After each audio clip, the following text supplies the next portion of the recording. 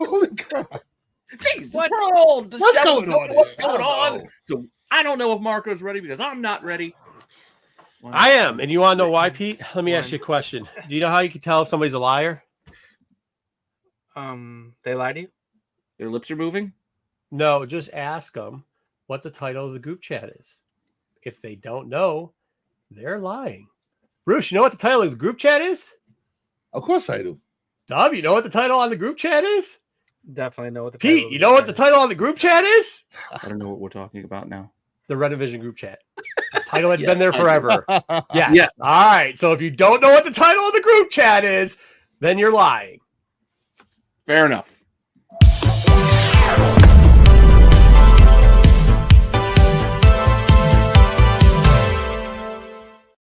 Yeah, I know. People don't want us to talk about losers that bring us up all the time. But come on, man. Stop lying.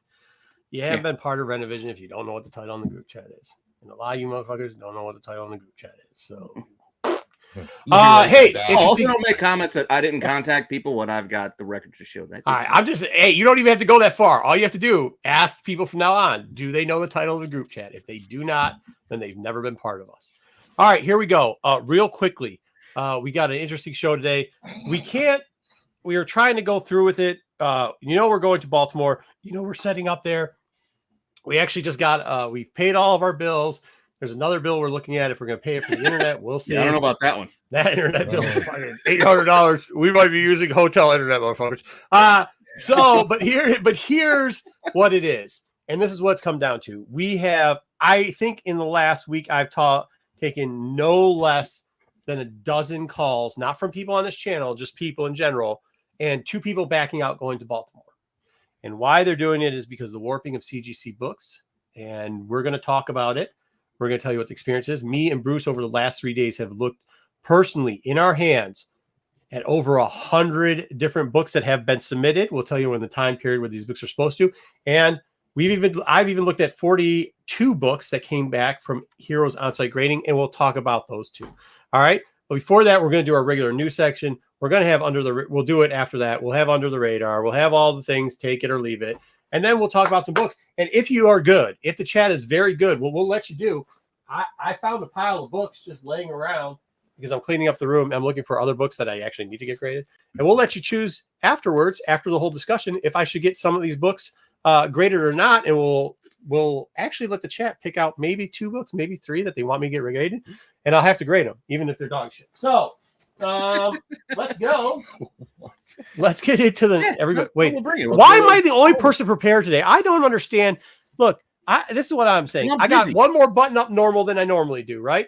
I'm trying to be professional. Look I got the whole professional. I've only got 2 buttons, not 3 or 4 buttons unbuttoned. I come to play every day, prepared at all times. You 3, I don't know what's going on with you 3 today. I don't want to hear you shit. 3 need to get it together, okay? I apologize to the chat. Let me say hi to them. And while I do, take a breath, okay? Take a breath. All I hear is words. I'm not understanding. Go ahead. So it's understand them quickly. It's GTV all right. Comics. Hi, thumbs up. I don't speak Marco. Ed, back in 1830, Michigan, Ohio went to war over Toledo. Yeah. So now you know. And do you know what we got out of that? We gave them the shithole that is Toledo, and we got the entire UP. What? I think we won that war. What?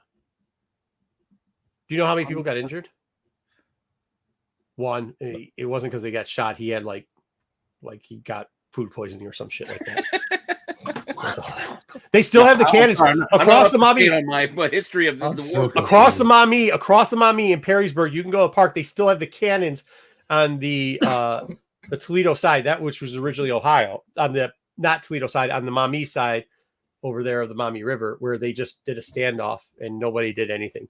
We just pretty much fleeced Ohio. That's what we did. I mean, and that's why it's a toilet bowl. Tommy Longbox, happy Wednesday, nerds. Happy Wednesday. Marv, what's up, fam? What's up? Holy Marco Brucifer slabs are defective. We'll talk about it. Speaking of people that are defective, what's up, BK? AOA, thank you. GTK Comics, what's up? Ed LeBeau, what's up? Tommy Longbox, what's up? Make sure you're following all them. Cosmic One, what's up, good people? Links. Huh? That's just AOA posting all the links. I know. I say what's up to them so that the people see they can say what's up. Absolute Right. Geek. What's up, party people? What's up, Matthew? Hey, make sure you're checking out SNS. We have the big deal this week. 100th episode SNS. Only here on Renovision. Check it out. I think we're gonna. I didn't think they were gonna last 10. I thought by 10 they were out. Yeah, I mean, usually the implosion happens, I think, around episode 16. So it didn't happen this time, though. Good for them. We were already back there. We were still already back there. Marv, what's good? Pete had to poop. Nope. I had to pee. My word depends, so I don't have to go anywhere. There you go, Cosmic. Oh, Sticks. He comes the. I don't find what. Hey, Brucifer, read that. Here comes the crew. That's not what that says. Yeah, I speak sticks. All right. There you go, Matt. There you go, Sticks. Marv, my bad. We have a blind spot for. Oh, wait, what? Oh, you passed over Sid Vicious. Yeah. Where? BK. After me pooping. It's just a yeah. Sid Vicious passed away. R.I.P. Sid. I usually only give him one comment at the beginning there, bud. I know, but that was for Sid. That was yeah, fair enough. Yeah, Sid. Sarah, what's up, beautiful people? Football just around the corner. Can't wait for my team to be the Chiefs by. Oh, I think he means beat the Chiefs by double digits, then get swept by the Raiders. Who is his team that will beat them by double digits? They get swept by the Raiders. That would be the Broncos. He's a Broncos fan. And Sarah, we were chatting about that earlier in the week. Really. Yeah. Hey, I think. Hey, look, Dub. I think we're looking at goodness again, man. I've been looking at it now that we got Arnold Branch, the new running, and to be honest with you, we should have reviewed the Michigan cheating video that released on Netflix. That was an interesting. It's a crazy people, and then you know how we have to deal with some lunatics where we live, and then the teams are looking good though. Can't wait. Let's go Lions. Super Bowl. It's possible. They got a shot. They're in there. Dub, no shot at Super Bowl. I'm looking forward to it. I don't like to jinx that kind of stuff, but our team does. We got a good shot. Yeah. Group chat equals. That is the AOA is part of the group. That's not the title. Hey, we need this. This is good. I know. Matt, you know what it is. Jackass. Notification. Hey, Barlord. It never comes up on time. Joe, he knows. I don't get notifications from YouTube anymore, so I don't know. Yeah, mine are late. Yeah, dude. AOA is literally doing everybody. So I'm gonna keep going through these all the time, man. You could skip mine from now on. You don't even have to put mine up there anymore. AOA, thank you. Just want to say thank you for doing. Thanks for doing the good work there, AOA. Yeah, thank you. Just for that, we're giving AOA a special Marco as Captain America. Yeah, there we go. Give me the highlight. Hey, shout out, apologies to Eric. He had a game 0 game last week. A little upset special. Sorry to hear it, Eric, man. You can still be in the top 10, though, Eric. You can still make your way back to the top 10. That's did he pick like Seamus? The only one to pick he's Georgia Tech? FSU grad. So, not a good day. Hey, Trev. Thank you. Oh, I just want to say, anyone that want to give away Sunday, Ed and BK actually won. I don't know how BK won. The books went out today, so you should get them by the end of the week, Saturday or Monday. You didn't give them to Sticks to send? He'll get them next year. Sorry, Sticks. It's just fun. It's fun to poke fun at. Sticks. I don't think he knows anything. Yeah. Just want to take a second and welcome all the new members that we have as well. Thank you to SNS who brought in like 60, 70. What does he say? So many new members from Saturday's show. So if you don't know what happened on Saturday's show, you might want to go back and check it out when this show is over. And I gave you all a tour of the room. Huh? I saw that. Members only. So I left some things out. I skipped over some things, but maybe we'll do it again. This Mark will give it a book away. Yeah, right. Dude, have you met me before? I'm so cheap. No, I'm not. Part of the Morrissey Toy Mafia. Tim Patrick gonna be a stud for life. Okay, hello everyone. Hello, good to see you, Brogu. Grogu. He's also a member. Oh, are these members on your channel, Brucifer? Yeah. There you go. He's also Yeah, because we don't have pink hands. What's going on, Three Rivers? No, pink hands is for everybody. That's a YouTube thing. Oh, I don't know what that is. Yeah. See how well I'm at running this. Three Rivers comic. I like Arthur Sudan. He's a lunatic. He's not everybody's cup of tea. He's crotchety. And he will walk around in the hood with 2 bags of luggage, just randomly looking for I don't think cab. we'll be seated next to him, unfortunately. Oh, who? Arthur? Oh, I'll be talking to Arthur. I'll be hanging. No, I'm just saying. I think our table. I don't think we're going to be near him. Trev, the shipping guru. Good evening, gents. Good evening. Good guy. He got nominated for best channel or best unboxing, or I forgot what he got nominated for. Great channel, great content. The Comic Book Awards. Never heard of him. I haven't. I'll tell you after this. Who is it? Like, does CGC do it or something? No. It's CBCS. A group of creators get together and let the public vote on their favorite channels. So somebody's got a channel where they watch other channels and then vote on other channels. They get the audience to nominate channels. Yeah. And then they narrow it down to finalists. And then next month, they let all the fans of the channel vote. And then they hand out awards. So there's a channel whose content is literally just watching other people's channel, not even them watching it, telling people to watch other people's channels. And then it's like the People's Choice Awards for comics. I never watched it. Man, I had to watch the Kids' Choice Awards this year. Oh, I'm sorry. Rough. I'm sorry. That's bad.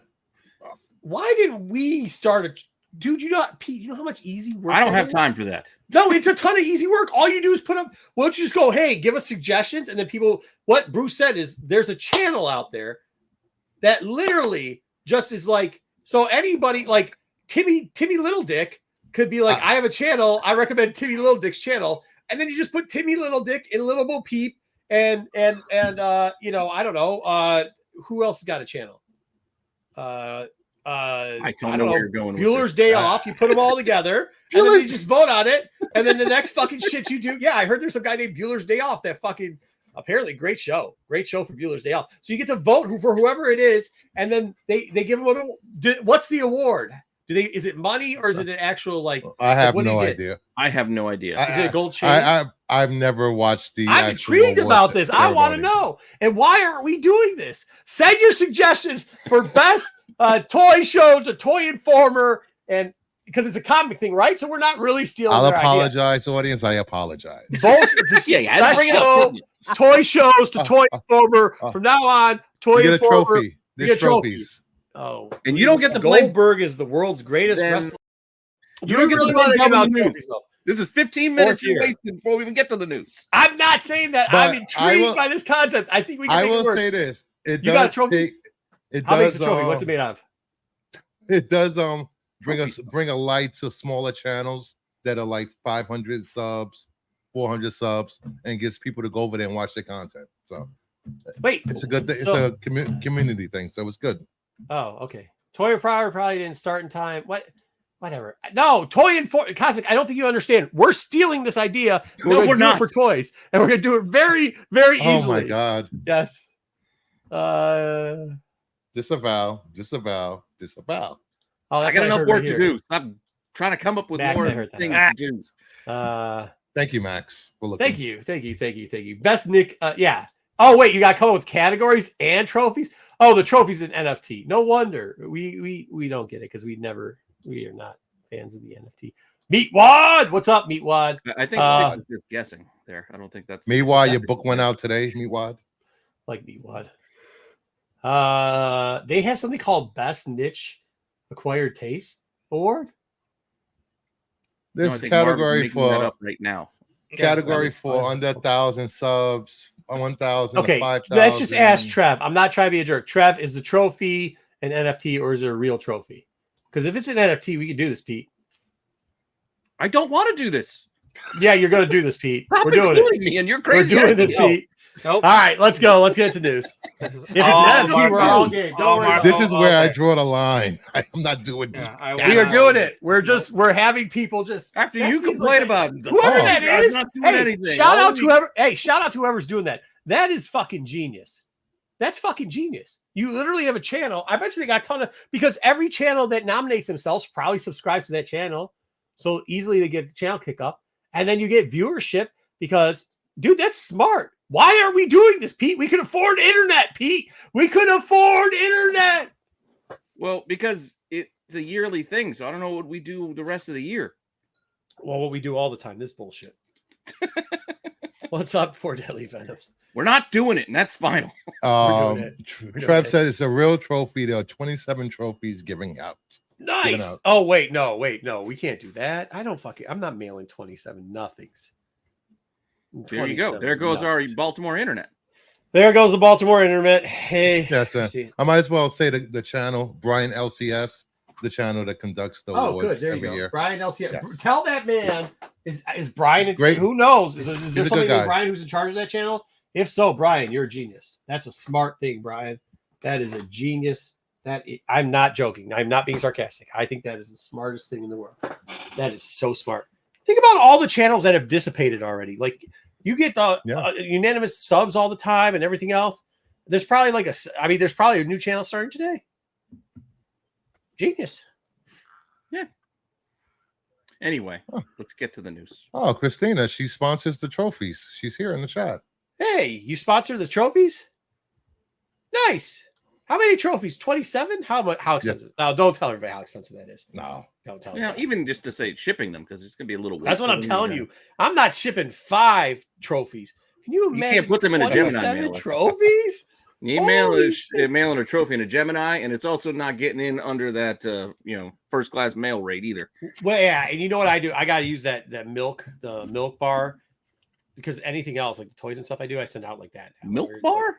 Yeah, haven't I showed you that stuff before that I use? It's like they do these very expensive cakes in it. And I buy one for my wife every time, but I cut that up. It's like foam inside of like paper. It's kind of cool. And I think now I know what you're talking about. I don't know why I know what you're talking about. What's up, Arizona? Because I've shown it 100 times, so you've had to see it. All right, let me run the thing so we can start in on Dubs. See, that's good. That's what I'm talking about. That's what I'm talking about. That's what I'm talking about. That's smart as shit. What happened to this show already? Where did I come back to? What did you guys get up to when I was on? And the people that sponsor it and run it are really good people. Yeah, that's smart, dude. Yeah. Cheers to them. Yeah, good to them. Cheers to them. Good to you guys. That's fucking genius. Now, let's move on. Let's move on. Yep.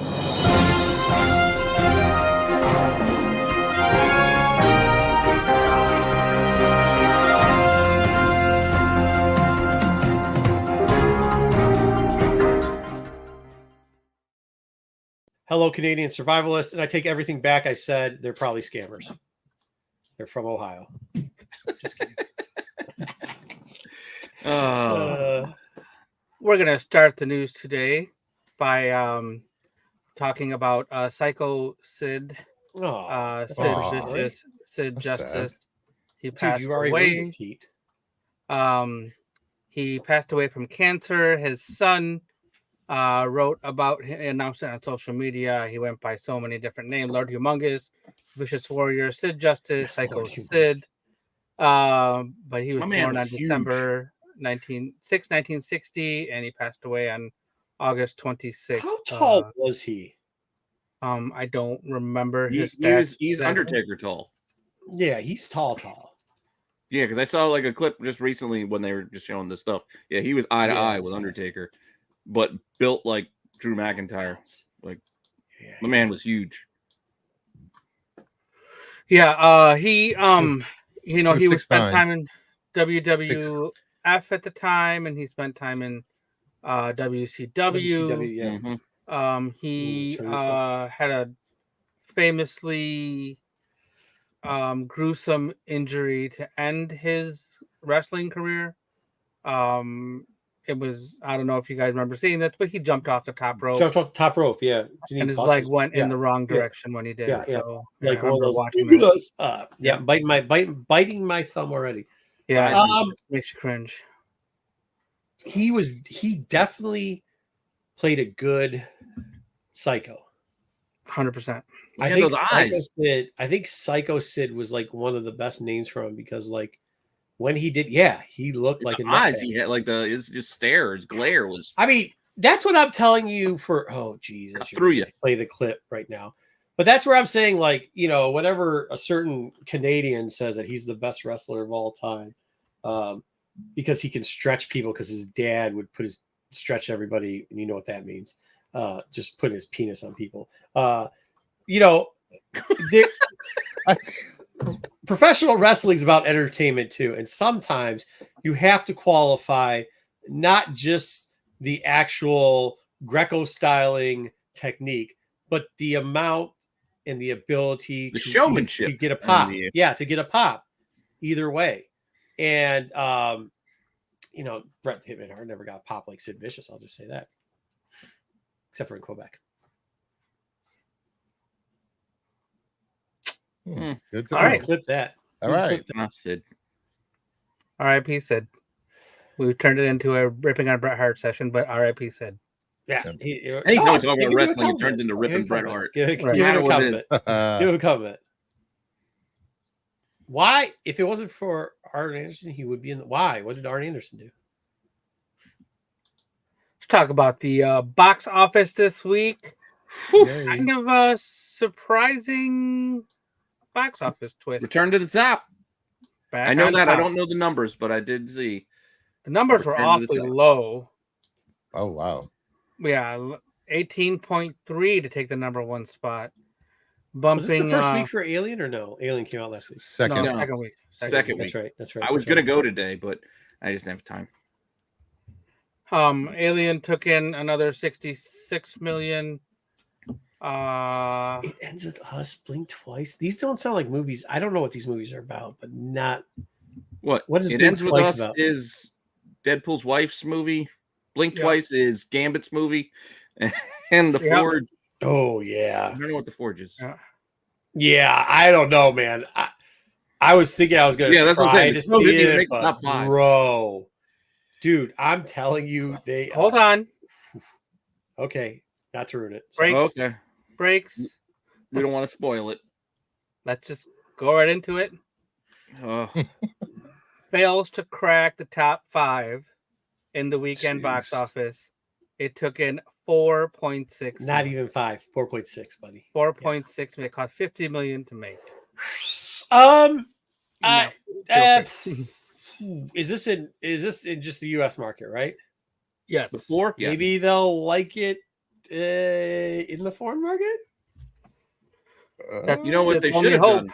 They should have connected this to Schitt's Creek, and we could have had the Croning, and then it could have been you could have had Catherine O'Hara involved, and then maybe they would have done better. Yeah, but you know what the good news about this is? That they're not going to make another one. No, cheers. We don't get a remake. There'll be another one in a day. The good news about this is it's going to get to streaming really quickly, and believe it or not, I'm going to watch it. Even just like now, I'm not going to pay for this. Like I'm just $15 for tickets, too expensive. You know what I mean? I sneak in my own snacks anyway, so it doesn't matter because I'm not not touching your dirty pee-filled popcorn. But here we go. We can do this now. We can watch. I still don't know what theaters you go to. I don't know what he's talking about. I don't know. It made 10 million worldwide. Oh, shit. Wow. So maybe I don't know. You know what? Maybe they can play it at a Rumstinger concert and it'll get some more views. What's a Rumstinger? Who's Rumstinger? Don't you remember those guys? I don't know what their names were. It was something like that. Rumstein. I think you're thinking Ramstein. But you're somehow confusing it with the Amish, vacation. Hey, that would be a good movie. What is it called? Euro Trash Band and Spring Break for Amish people get together. Euro Trip? I don't know. I don't know about Euro Trash Man. This could become a cult classic. I'm so confused. I don't think so. Brucifer. Burning Man. Try to help the movie a little. I mean, you can try. But like the original, don't remake a movie and say you're not remaking a movie because you just remade the movie. Just But they changed a lot from even the graphic novel, from what I've read. So that's where the problem comes in. And I think Marco said this last week. The original, like, kind of had a whole. A lot of things came together, right place, right time for that. Big aura around it, like it was like for it to do well. Like I mean, granted, like. Well, when he rested, you had a soundtrack that died on it. The soundtrack was amazing. You had Star passing away, giving it some extra controversy. Am I the only one that didn't like the Crow movie? Yeah, because I liked it. Yes, I think you are. It wasn't great. It wasn't without its fault. It was okay. It wasn't amazing. But for a low budget movie, hey, stop. You said, are you the only one that didn't like it? Nobody here said it's the greatest movie of all time. We said we liked it. Yeah, that means it's passable, buddy. Okay? So if you're like, hey, it's okay, then you liked it too. So shush. Well, usually when you say you like something, for you to say you like something has to be amazing. Because I know you, Marco. That's how you act. That's not true. I like all types of stuff. I like you. You're not amazing. And Goldberg is the world's greatest wrestler. He's not amazing. There says it all. Says it all right there. Well, you set yourself up for that one. I'm putting my paperwork in tomorrow. Well, we'd have to have employees for you to do that. You're not turning in. We don't have employees here. We don't have employees here. Oh, okay. Yeah, you still got to keep your binder. I'm not accepting it back. You're still in charge of HR. Yeah, Big Bang Theories is amazing. I liked it. I like Big Bang Theories. What do you mean? Oh, it's good. Bazinga. Yeah. See, so did you guys too. So. Where's my clipboard? Yeah, where's the clipboard? Clipboard. Hey, right here. That's all I got to say to it. No, right there. To agree with Marco's point, I'm probably not going to the theater to see this now. It wasn't going either way, to be honest. I was hemming and hawing. Again, I was. Yeah, but that's what I'm saying. By week one, if you start hemming and hawing, you're really not going to go see it. No. Well, I still want to see Alien. That's the problem, but I didn't have time to get out there. Yeah, fair. Damn you, Matt. The Batman. Oh, there it is. Coming back to the theaters. When I first read this headline, it was like the Batman Returns, and I was confused for a minute, but so I put the ellipses in there to kind of give us Danny DeVito. So there's your popcorn bucket and a Batmobile cup. I think this started today, if I remember correctly. It's out in theaters. Wait, which one is this? This is the Robert Pattinson Batman. Oh. The Batman. Sparkle toes. Okay. Raise your hand if you're getting out of hand with these popcorn buckets. This is ridiculous. Absolutely ridiculous. A new popcorn bucket for every goddamn movie that they make. Hey. Stop buying them then. I don't buy them. They sell out. They sell out. What do you want them to do? They're just I don't have an AMC buy me. I got to go an hour and 40 minutes. I'll tell you this. Nobody's going to see. Well, I like the. I can't. Who's going to put popcorn in that? No one. It's a light up bucket. You can literally put the bat signal on your wall when you get it home. Trash popcorn, dude. The popcorn is good, but the point of once you put popcorn in one of these things, you ain't ever getting it out. I don't care how many times you wash it, how many times you think you're scrubbing it clean. It's going to be greasy and there's going to be kernels and stuff stuck in those little corners. You'll never get them out. Just buy it without popcorn in it, buddy. And they're just going to rot and smell. And I must say, I mean, like what? Forever. Hey, you're not buying them anyway, so they're not for you. Yeah. But hey, Bruce, you can't talk shit because I know you tried to get one of these. So of course I did. Yeah, it's so Batman. That's just buying them. You got a problem with him? Pete, you want to know? It's not just this. Talk to him. No, but when I was in Disney, they had all these. This is cool though. They had all these weird popcorn things too. I was like, "This is the most inconvenient." You don't think there's a bunch of? You don't think there's a bunch of basement dwelling comic book fans that having a Deadpool mouth as a flashlight or fleshlight or whatever the hell they think that shit's cool? He's right there. Joe's doing. Joe, yeah, that's one of them. Of course. Good. Yeah. He doesn't even get popcorn. He just gets extra butter. Extra butter. What do you want? Stop hating on people's fun times. Jeez, oh, Pete. How is this a fun time? I mean, this is stupid as hell. I don't know. But, yeah.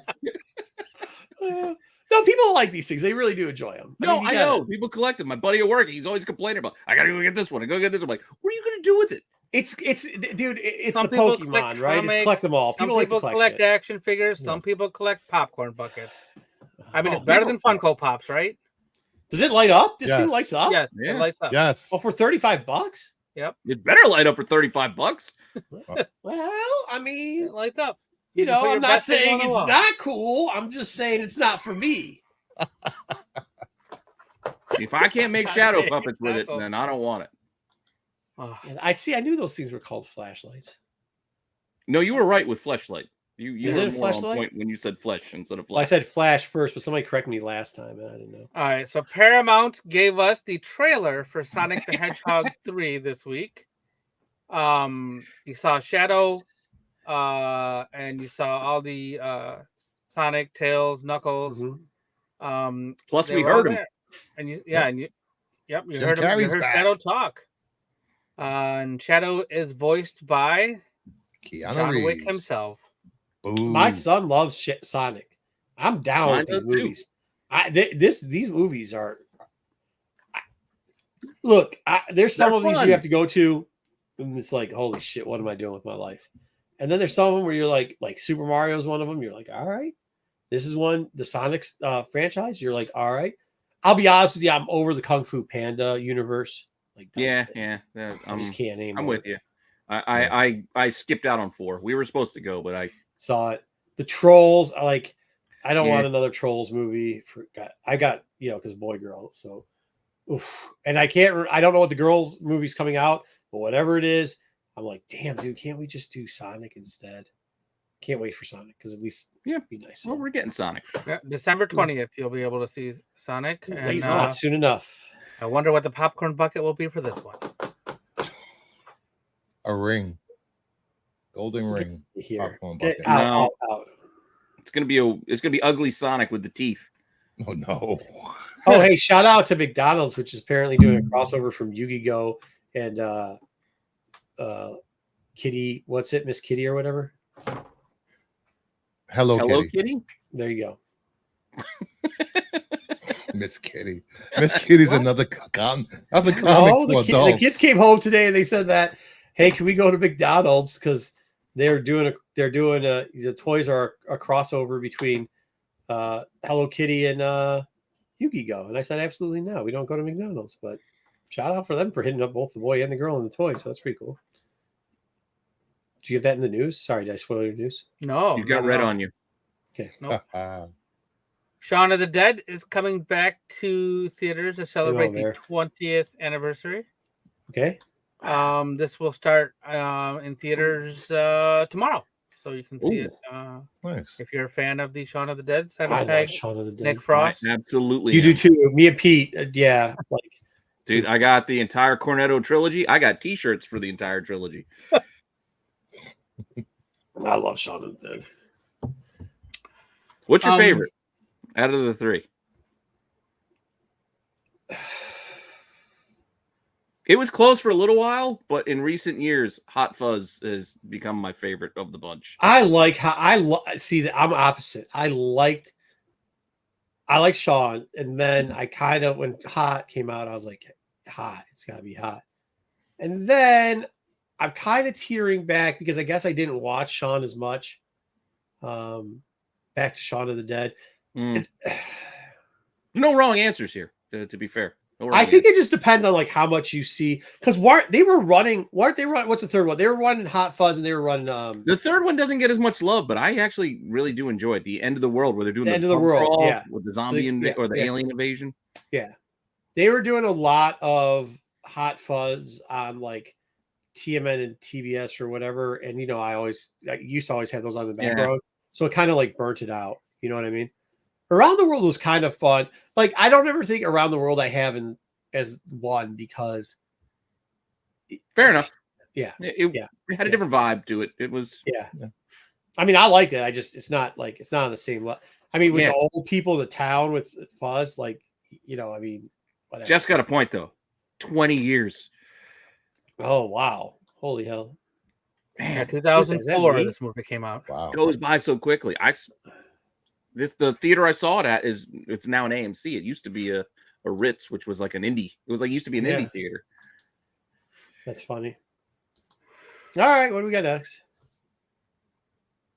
So Gambit survive the battle in the void. Oh, my sister on me. Don't say Ryan Reynolds showed us a scene which was playing during the TVA stuff at the end of the movie.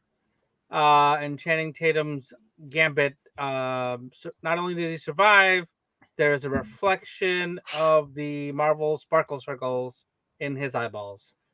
So, and he went to an island where he takes random women and does terrible things. I don't mind him cameoing. I do not want a full Channing Tatum Gambit movie. Oh man, dude! Unless they get the old LSU coach and that kid that plays for the Carolina Panthers, and like it's all three of them, and they see each other and they do the Spider-Man thing. That's not enough. We also need Wilford Brimley from Hard Target, and we need the Cajun cook. That dude, we need him in there. Oh, from Waterboy. I can't remember his name, but I guarantee that's what. What about the one guy from Waterboy? Oh, that guy. That guy also. Might as well. All right. I'll put him in there. So we got 5-6 people now. He just goes to an alternate version. We're filling out the cast as we speak. Yep. Yeah. Jeez. This movie is cast. But no Mun. Get out of here. I like Mun. Get out of here. I do too. I just said you can't reuse her. That's all. Yes, you can. All right. On the other side of the universes. Well, I guess if RDJ can be Doom, I guess we can reuse Chuckles. James Gunn has posted a picture of chocolate sandwich cookies. You mean Oreos? Well, they're not in the DC Oreos universe. On the DCU. Right. Yeah. So you mean Oreos? Okay, cool. So speculation about Martian Manhunter is running rampant after seeing this picture. And the first appearance of these cookies is Justice League International number 8. I believe. What a double of a book. Yeah, we do need a good rogue. Mama buried wrong. Wait for the now you just probably spoiled Marco's Under the Radar with that one. I did not. No, I don't think he had that because I did Kite. So there's ads for these cookies allegedly in Superman's movie as well. So if there wasn't already an alert, I'm sure there's going to be an alert based. Isn't it about time they brought in Martian the Manhunter, like to the live action? Well, they did in the Snyder cut that you hated. Oh well, that doesn't count. That doesn't count. They did. Who's in Supergirl? He was in Supergirl. Yeah, he's pretty good in Supergirl too. That's a TV show. I'm talking like the movie version of the show. Yeah, we got everybody else. That should be cool. Opens up for a couple things. Talk about some streaming news. Here we go. What we got? The previously mentioned Borderlands now has a digital release. Yes. The last time I was on this show, I was reviewing it because it just came out and I saw it in the theater. And already, that's all right though. Hey, like this Friday, August 30th, which is 3 weeks after the movie came out to theaters, it will be on digital. Where you can buy it or rent it from. Various places. Hey, Crow! I give it another week, and Crow will be in the same position. So here we go. I think Crow is already streaming. They they threw in the towel already. Wow, that's quick. So this movie. So if you wanted to see it, you don't have to go to the theater to see it. Absolutely. Yeah, it's just wait for whatever service you're paying for. Watch it there. Is my recommendation. It'll be out. James Spader has announced that he is returning. Hold on, can we go back to that? I have an idea. Okay. Why? I'm all ready for Robert California. I know. But could we just not do? Can we just not have it where the AMC would have what's called dollar shows? It'd be all these ones that tank.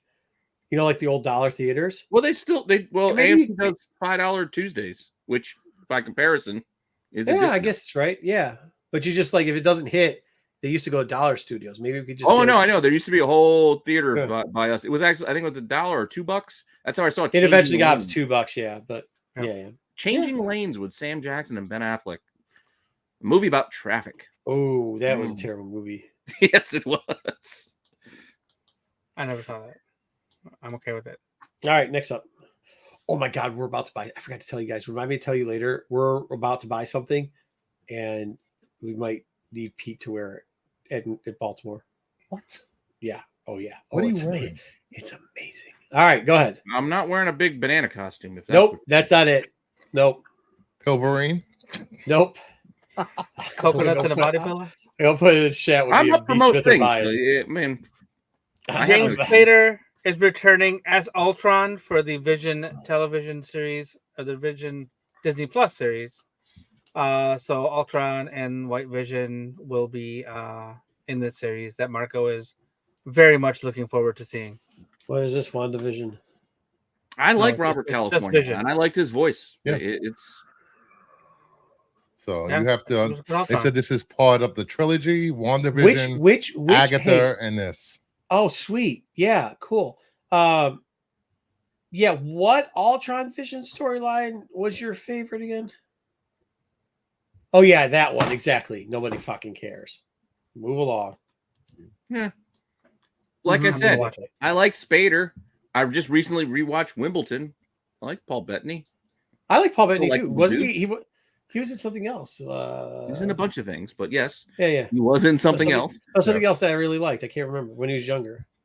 Was it that movie that had Heath Ledger in it? Where he was a knight? Knight's Tale? Oh, yes. Oh, nice. Right. Yeah. How about them apples? All right. What is it? A Knight's Tale? Underrated movie. A Knight's Tale. A Knight's Tale. It's entertaining. Right. So hopefully for the last time we're talking about this, the Paramount counter offer from last week that we talked about is now been retracted, and the Skydance merger is back on. So Paramount will now be owned by Skydance, and this guy is going to be in charge. It looks like Jesse Eisenberg and Paul Bettany got mashed together to make that guy. Yeah. Not this guy. Nose? This was the guy who wanted to buy it, but then this was a Seagram's guy. And now this guy is going to buy it. So. Wait, what? How are they different guys? It was the same companies. What? Two different guys. The other guy was from Seagram's. This guy is Skydance. Oh. Yeah. So anyway, Paramount's going to have a new ownership group, and so we might be seeing some different things coming out from them. I mean, they have some good properties, like Sonic is Paramount property. So. Ooh, Star Trek. You're going to bring Halo back? Star Trek. No, Halo. No. Does this guy look like he just smelled his own fart and it really stunk? That's what he always looks like. Well, that's something he said. And it's different kind of news. This guy was so bad it burned off his eyebrows. He's getting a biopic. Wait, and before Marco asks, he is still alive. No, I know he is. I love this guy. Hold on. Okay, well, usually Family Feud, my man. Steve Harvey in the morning. The Harvey Show. Are you out of your mind? This guy's a national treasure. Doesn't he have a courtroom show where he's Judge Steve Harvey or something? Judge Harvey? No, that's on the Harvey I can show. give you at least half a dozen to 10 to 12 other comedians I'd rather see a biopic made of. No, bro. Hold on. Hey, hold on. Right, but they don't have their own production company. Hold on. Do it. First off, don't you dare put this man's name through the mud. All the stuff he's done. I'm he's not like putting the his Phil name through the mud. Regis I'm just of saying. cool people. All right, he is done. If Phil Regis Philbin, Regis Philbin, yeah, that guy. See, I don't even know what his name is. His name sucks too. I'd rather see a movie made about Robin Harris. Oh, I would too. No. But I love Robin Harris. Hey. Two things can also be cool. You can see Robin Harris. Maybe his kids is sweet. So is his stand-up. Plus, so is he on when he's dead on the toilet talking to Red Fox. Okay, cool stuff. But that doesn't mean this is going to be bad. Give this man his flowers. Why can we only give flowers to one person, Pete? What's with your negativity today? One person. We're going to hear the sad Boogie Nights music when we get to him doing Family Feud because it's like, oh boy, now he's his Family Feud's hilarious. He makes fun of it. His Family Feud's amazing. I never watched Family Feud before I watched it with Steve Harvey. Get out of here, Pete. This guy, why do you got to hate on another man's success? Let this man have it. I will be watching this. I don't consider it success. When Drew Carey went to 2 Prices Right, when Steve Harvey goes to Family Feud, that isn't a success. There wasn't a breakout win that they got in their hands. It was, well, this is all I got left. That's not true, though. Best of it. Hold on. Maybe you should watch the documentary because that is not true. Steve Harvey still had a production company, which he started, but he produced his own stuff through there and got extra points on Family Feud. Not to mention, he still got the Steve Harvey show and the radio syndicated show that he has also too. So it's not, Drew Carey That's an Ohio person. You got to eat that I'm one by going to negate yourself. everything you're saying. If you're making the movie about yourself with your own production company, please, that shit don't count. It sounds like you're jealous. No, that shit don't count. It does. I'm watching it. So is a lot of other people. Jedi's got a point. He's no Richard Dawson, but he's good. Well, Richard Dawson. Hey, tell broke ass Snaggletooth O'Neal to get his own production company, and then he can have something too. All right? Till he does that, piss off and love you. So Steve Harvey. I had a hard time thinking of what's going to be interesting in the story. Granted, I don't know his story, so maybe there is something. So there you go. So now you got to learn his story. Remember that time, that one summer when he and 3 other friends walked down the railroad tracks to see a dead body? Oh yeah, dude. Hey. He's a good showman. Gonna be buying other people's Hey, hold on now. Stop. Hold on now. He's a good showman. But I gotta agree with Marv here. His comedy ain't the best, bro. Hey, good showman, but his comedy ain't the best. Was he in the original Kings of Comedy? Yeah, he was. The worst one. Yeah. Oh, by far. By far. And one of the best, B-Mac absolutely hated Steve Harvey. B-Mac hated Steve Harvey. But that's okay. It's not okay. Because you know what this feels like? This feels like we're getting a biopic about Joe. Not Joe from our channel, but Joe who's not Shemp, who's not even quite curly. That Joe, the extra guy from the Three Stooges. Oh, hold on, man. That's not true. That's exactly what it sounds like. No, Joe, you cannot. You're the downgraded. This guy used to have a TV show. Hey, this guy used to have a TV show where he had little kids say the cutest and funniest shit on him all the time. Joe, not Chet. That was funny. Funny. Yeah, he's had some good shit. Stop shitting on this man.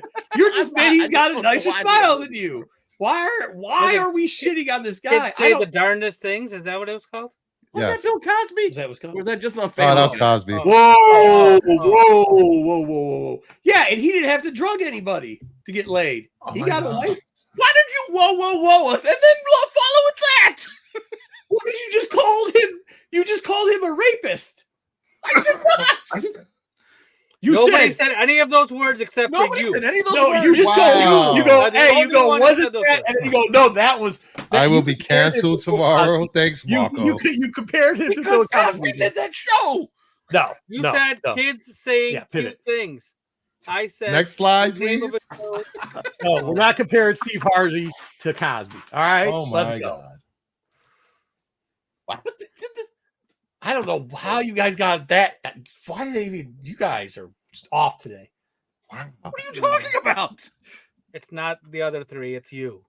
You said grapes. Grape. Netflix. I did not say BC's name at all. I didn't bring that guy up. You guys did. Because he did that show. Because he's more famous now for doing something else. I understand that. Not what we were talking about. Was for giving women the pudding. Oh yeah. Pudding. This we already moved along. Will be coming to Netflix August 29th, which is tomorrow. Timothy Oliphant, Rosario Dawson, Andre Holland, and Sonoya Mizuno and Andout. I don't know who that is on the show. But I'm in. Show. Who cares? Raylan Givens. Raylan Givens. I'm always down with Raylan Givens. Always. All right, let's talk about some comic news. Do we have to? Yeah, we got some interesting ones this week. All right, I hope. Oh, so. Dave's behind. Venom event. Dave's about 20 minutes behind. Dave, you're 20 minutes behind. No, he's not. He's talking about the because he got congratulated for getting it. Oh, my bad. You got one. Yep. So Marvel Unlimited has debuted a new Marvel Legends figure. So Marvel Unlimited, for those of you who don't know, is the online subscription that you can do and read all Marvel comics. And if you subscribe for the annual plus plan, you get like a bunch of little extra things with it, and this year's Legends figure is a Knight Spidey figure. So they say this is the only way to get this figure, which is a crossover between Moon Knight and Spider-Man. This is when they did the thing just like a couple years ago, right? Yeah. So I haven't seen other. I don't remember Marvel. Right, all the mashup. Yeah, exactly. Why does it have a Scotty Young? That's a different. That's a pin that comes as part of that thing as well. There's all the different things that come with a membership for this. People love those pins at like New York and San Diego. You can back the annual plus membership. It only costs $99 for the whole year. Only, and then only $99, and you can get this figure along with this whole kit. And access. And again, you say that my dumbass spent $100 to buy that Star Wars Outlaws game yesterday. Really? Have you been playing it? Not yet. I just got it today. It showed up in the mail, but I did get the gold edition. I figured I was going to pay for the DLC anyway, so that's awesome. It was an impulse. PS5? No, I'm an Xbox guy. Xbox. How much do you think you could sell that Scotty Young pin for? I don't want any of this stuff though. I don't want any of this. So why would you get it? You could probably get a solid $20 for that. I'm guessing, but you can make your money back selling all the stuff if you get it. Yeah, I think. Yeah, probably. Wait, what is that? Is there a comic in there? You get $20 for the comic. You can probably get $10, $20 for the print. Same thing for the pin. You keep the toy. I think you probably get $25 for the pin. Maybe, I don't know. That figure's got to sell for something. I don't know.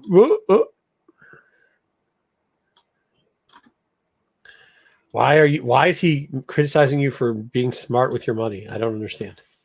So Marvel vs. He didn't get his allowance this week from his mother. I don't know. I'll give her a call. He didn't do his chores, so he doesn't get it. Hey, you never know. Wow. My son don't get paid when he don't do his job. So do your dishes. Wait, are you saying you're BK's dad? No. Wow. I'm sorry if you are. Bro. Let's see if I'm just comparing his income to my son's. Yeah, so Marvel vs. Capcom Fighting Collection was announced a little while back. Piling on. This is all the arcade classics that are in this. Yep. Some of these games have never been on consoles, probably since Dreamcast days, I'm guessing. And these are finally making their way. The important thing, the reason that it's in the comic section, is that if you get the physical version on PS4 or Switch, it comes with an exclusive comic book with an original storyline and art. The crazy thing is the digital version comes out on September 12th, so you can download it. But if you want the physical with the comic book, you have to wait until November 22nd. So they're trying to get people to double dip if you really want some of these games. But that X-Men Children of the Atom, I put a lot of quarters at Galaxy Fun Center. I just kind of want that sweet Predator handshake that they got going there on the cover with Cyclops and Ryu. Look at that right there. And this is only PC, Switch, and PlayStation. Xavier's got you pushing too many pencils. Is that all it is? Just those three? Yeah, it's not coming to Xbox because of some issues with programming. Oh, I did not know that. Yes, I'll get it from how much. Do we know how much? Did you say? I'm sorry. They just told me school's canceled. Do you know how much? We don't know how much it's going to be yet. I'm going to guess like $60. Yeah. That's usually what new games cost. How weird is that? They announced part 2 yesterday also. Part 2 collection. Yeah, the Capcom Fighting Collection 2, but that didn't have any comics in it. So I didn't unfortunately. put that here. Yeah. I don't want to take us down a weird rabbit hole here, but how weird is it video game prices have remained consistent for like decades? Like new games. Because I did a stupid show on the Toy Channel where I was looking at football games, and there was a special edition Madden. It was a Super NES Madden game. Yeah, it was a special edition, so it was $70. But still, new games have been $50 to $60. Well, it's because of the transactions. $50 to $60 has been the price for a brand new game for decades, regardless of the system, regardless of the. You think about that. Yeah, it's like stripper tips. Like it didn't go up. Like it's still there's $1. Like the inflation didn't hit it. Well, I think they actually added a lot of in-game purchases that kind of make. They did. They supplement that way and stripper tips. And they sell stuff like this. Well, I'm saying it's still like nobody's throwing out fivers, are they? I mean, all they're doing is taking all these old games and putting them on a cartridge or a disc, right? So like you don't. This isn't really. I think they're gonna have online play, so that's gonna be for a lot of these games. That's awesome. Yeah. I'm definitely looking forward to play that X-Men Children of the Atom game is the one that, like I said, I played tons of money. Arcades for that. Iceman will crush all of you. We're gonna have to play each other now. I can't wait. Can't wait. It's been forever. Renovision tournament. You know what I bought? I'll actually be on that too, because you know what I bought? I bought one of those wireless controllers. It's just like the Xbox controller for the Twitch or whatever. Whoa! Welcome to 1997, Marco. Well, I mean, I had one for my Xbox, but I didn't know they made it for the Switch. This right here. This is some bullshit. That's your boy, dude. Mark's your boy. He already did this cover. That cover already exists. Really? Really? Yes. The Witchblade? Yes. It's a Witchblade variant. So he's just putting it back out reused it. That's what I'm saying. Wow. That's ridiculous. It's Witchblade, I can't think of the number. Well, I want to say it's like 186, 176 or something. It already exists, that cover. He reused it. People have been asking for it, though. It's the people that have been asking for it. I'm not anti-self-homage. It's the same goddamn part. He reused the thing. Fucking person. What person? No, in the article that I read. I see what it says. I'm asking for their names and addresses. He said he's been contacted by numerous comic book fans. Nonstop. I want their names, their numbers, and if they live in their mom's basement. I will give you Mark Silvestri's Instagram contact information. No, we don't. Pete had him on the channel before. Hey, real quickly. Yeah. Actually, really? Yeah. Yep. Me and Nelms talked to him. Yep. Hey, shout out to if you want to decipher if Pete is BK's dad, here's a picture of BK. No. I will tell you that the height is about the same. The height is about the same. Actually, BK might be a little bit taller. The issue you're talking about, Pete, is Witchblade 170. 170, there it is. From 2013. It was a black and white sketch. No, it was a color version. Well, I got a sketch. I had both, but there was a color version because I have it. I don't see the color one. I just see this. Oh, here we go. The sketch. No, we're talking about Pete. Pete here in the channel. Pete renovated. Was it a regular, like open order? It was like a variant. It was like a B variant. Oh. I think the tougher one. There was a hack. I think it was hack, or was it? Just break that. Francavilla. There was another one that was like another exclusive, but no, it was like a B variant. It was something that people could get. It's out there. No, you can live in the basement. They get out of boxes. That's where I found it. I found it for $1. She's the mom. She lives. I get that. I'm not saying a mom who lives in the basement. I'm saying, all right, wait, are you BK's mom? He lives in the closet, but I think we've just figured it out. Okay. What? Let's see. BK just got a membership. I'm anti. And BK just got a membership. I thought he got one on Saturday. I don't know. How many accounts does BK have? Yeah, more than people in Arizona. Wow. Welcome to a Renovision membership, BK. All right. What's up next? Right. Here we go. Jesus. Yeah, I'm just anti the double dipping. That's so for those of you who need help with comics, for those of you who don't read comics and need to know things and want to actually read a book, Marvel Comics for Dummies is coming out. This is actually going to be 6 books. I don't know, but I can think of a handful of people I could send these to. Yeah, I get it. Yeah, Marvel Comics and Captain America will be the first 2 that come out in February. Hey, the other titles will be Fantastic Four, Avengers, Spider-Man, and the MCU. Hold on. Let's be honest. The truth of the problem with those people is they can't read. So how's this going to help? Unless it says reading for dummies. Is there going to be audiobooks? Audiobooks of this? Should this just say for people who can't afford the internet to look it up on Wikipedia? Oh my God. Here we go. Well, they can go to the library and get this book, maybe. All right. For people that can't read, But then, like, I don't get what You the have to point go to the is. library to get it. Yeah. Yeah, you have to get there. Hey, Have yo, your mom drive you Joe. to the library? Whoa. I agree with you, Joe. Yeah, you got to be a pretty big dummy if you're reading Captain America. You're right. I'll give you that. All right, what's up next? What's going on in Captain America? All right, so Nobody IDW knows. has mistakenly sent buyers artist proofs, the artist edition of this Batman Year One book. So IDW is putting out a Batman Year One artist edition. Then they had artist proofs that were supposed to go back to David Mazzucchelli, and they sent them out to people. Wow! I just want to congratulate you on saying his name.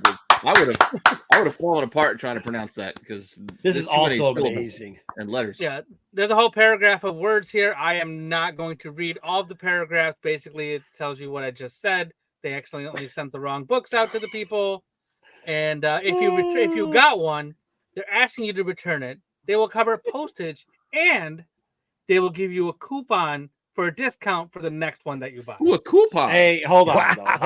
Hold on. With that being said, coupon and let's go. I don't say everybody has to do this. Wait, Marco, before you go, you have to try to say his name. I want to hear you try to pronounce his name. Mistakenly? Oh, wait. Mazzucchelli? Mazzucchelli. I figured you were going to put a zucchini in there. Mancini? Mazzucchelli hell? Okay. All right. Mazzucchelli helly? Mazzucchelli? Mazzucchelli. There you go. All right. Anyway, go ahead. Now we can move on. It worked for me.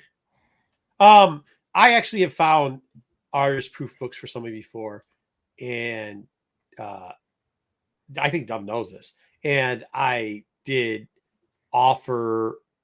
He doesn't live in Michigan anymore. I did talk to the father and said, "Hey, this is what this is." So he might, even though he doesn't talk to his son, like you might want to somehow try to get back to him. If you don't, I'm going to keep it. And the dad said, thanks. And I don't think he ever got back to him, but I think you should. Like, these are pretty important. Like, serious. I know we joke around a lot on here, but like, even if, I mean, I hope, well, I talked to, there's two people that me and Dub know that I talked to who were friends with the guy, and I'm pretty sure he didn't get him back. Yeah, but I think the point of this story to me is, shouldn't IDW have just offered to give them the other version? Like, how many could they have mistakenly sent out? Like 4, probably. That's what I mean. Yeah. So it's just a coupon for the next time out, like for your next visit. That's the best you can do. You couldn't just say, send it back to us. We'll send you the right copy. You know, I thought that was already like, I thought that was self-explanatory. Not from the way he read it. He was talking about, well, you send it back. We'll send you a coupon. No, they're going to send you the correct one as well. Sorry, I didn't say that. But but I think it was self-explanatory. The problem is, like, when they first started putting these up for sale, there was a problem with selling them because they had left a discount code active that they weren't supposed to leave active. So people got them cheaper than they were supposed to. And then what happened was the guy who created this artist edition, whose name escapes me at the moment for IDW, left IDW. And they're still trying to do this program, and they don't know what they're doing. So that's kind of what happened. So IDW, between IDW and Dark Horse, who can shoot themselves in the dick more often? I don't know. I mean, Dark Horse is doing all right. No, if they get books out, they're doing all right. They have like a new title every goddamn week. It's like every week I got to talk about a new Dark Horse. Yeah, those are titles that were FOC'd fucking 6 months ago, bro. That they just never got off. All right, well, whatever. Dude, no, hey, did you know they digitally released last week? They digitally released a book. They digitally released it, and then after 2 days said, "Oh shoot, this wasn't the book that's coming out this week," and tried to pull it down. By that time, it got everywhere. Yeah, the book's still not coming out for 2 more weeks. So I mean, no. You probably can. Artist proofs generate a lot of money. The artist proof that I looked at was probably close to the one that I gave to the dad. Well, I got that and his book of stuff, but the artist proof was probably going to be springing somewhere from the 4,500 to $6,000 range, and this was in 2000. Wow. I like how I can still see the marker strokes on the left there, like you can see them. Yeah. Oh yeah. I mean, that's part. I think that's part of the whole deal is they're trying to get that part. Yeah. All right. Talk about some new printings. IDW says direct. Yeah, directly It's from direct. the publisher. Yeah. You can get. Well, hell, So these are did two IDW covers web store. for Yeah. Predator versus Black Panther, second printing. I couldn't tell if one of them was an incentive. It didn't look like it. If that you live in Virgin Florida, cover was an dude. incentive, but I don't think know. the black and white was a cover that they had before. I don't that know Virgin about cover, I the don't know. We're reviewing this, right? It's got to be. No, this came out already. You guys should have done it last week. Yep. Oh, is it Alien? What are we reviewing this This is week? Predator. No, it's Aliens versus Avengers for this Oh. week. This was Predator, Black Panther. Okay. Right. Geiger 2 and Geiger 3 are both getting second printings with this yellow amazing. For fans of mustard. I actually probably gonna Mustard is buy. good. I'm probably gonna buy him. I already I have like, them. I don't need to buy I them. like the Geiger gimmicks. I'll be honest. I just looked. I'm cleaning up in here and looking for books that I need to get graded. I just went through a stack over there and found a bunch of the Geiger books, like all the number ones, like every color for number one, and then looked at the reprints when they did like the glow in the dark and all the other shit. And I know probably the first prints of some of these are gonna be worth more, but I'm fucking skipping it. I'm getting the second prints because they do the gimmicks, and the gimmicks are cool as shit. You know what I mean? But these are just mustard yellow. Yeah, but they're all gonna link, dude. I like it. I know it's stupid. I like it though. Yeah, well, it's fine. I'm not gonna I criticize know. it. I mean, buy a I lot know, of like because the I volume. hate- I like the volume 1 gimmicks. I got all the volume. I hate them all. I hate the fucking second and third prints, but the only one that I like that does it is Geiger. Geiger second and third prints for some reason. I'm not gonna criticize you. All the Yeah. stupid G.I. Joe and Transformers second prints I bought because hey, they got the logo behind the character. That's cool. Oh yeah. I mean, did you get that Void Rivals 10 printing? No, I will say did not Image does get that a one. Image does a better job. Image none of does the a better 10 job different second. covers. No.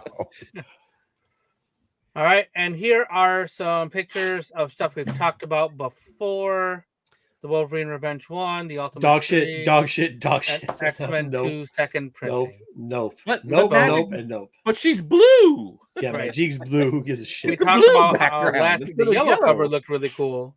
Yeah. But this blue cover is. I think I think I it was like the gold, blue. by the way, not because yellow. it makes the sword glow better. Well, Is the it gonna be glowing red than sword that? is yellow. Is the third print gonna be red? silver. I don't know. Red X-Men, gold X-Men, blue X-Men. And with that wraps up our news. I just Thank like to you so address this is why he lives in Florida and we don't. All right, That's cool. why, because he's not giving shit back. All right, yeah. Are we doing take it or leave it, or are we gonna get into the talk about if we should grade shit? It's up to you. We don't have to do. You can run this however you want. What do you want to do, Brucey? You want to do Take it reviews? Let's get to or take it you or wanna leave it talk because it's about gonna be Let's take long it or on the leave other it. portion. Yeah, it's gonna be long on the other portion. Yeah. All right, it'll be quick. We have only a few books this week, so let me run the thing.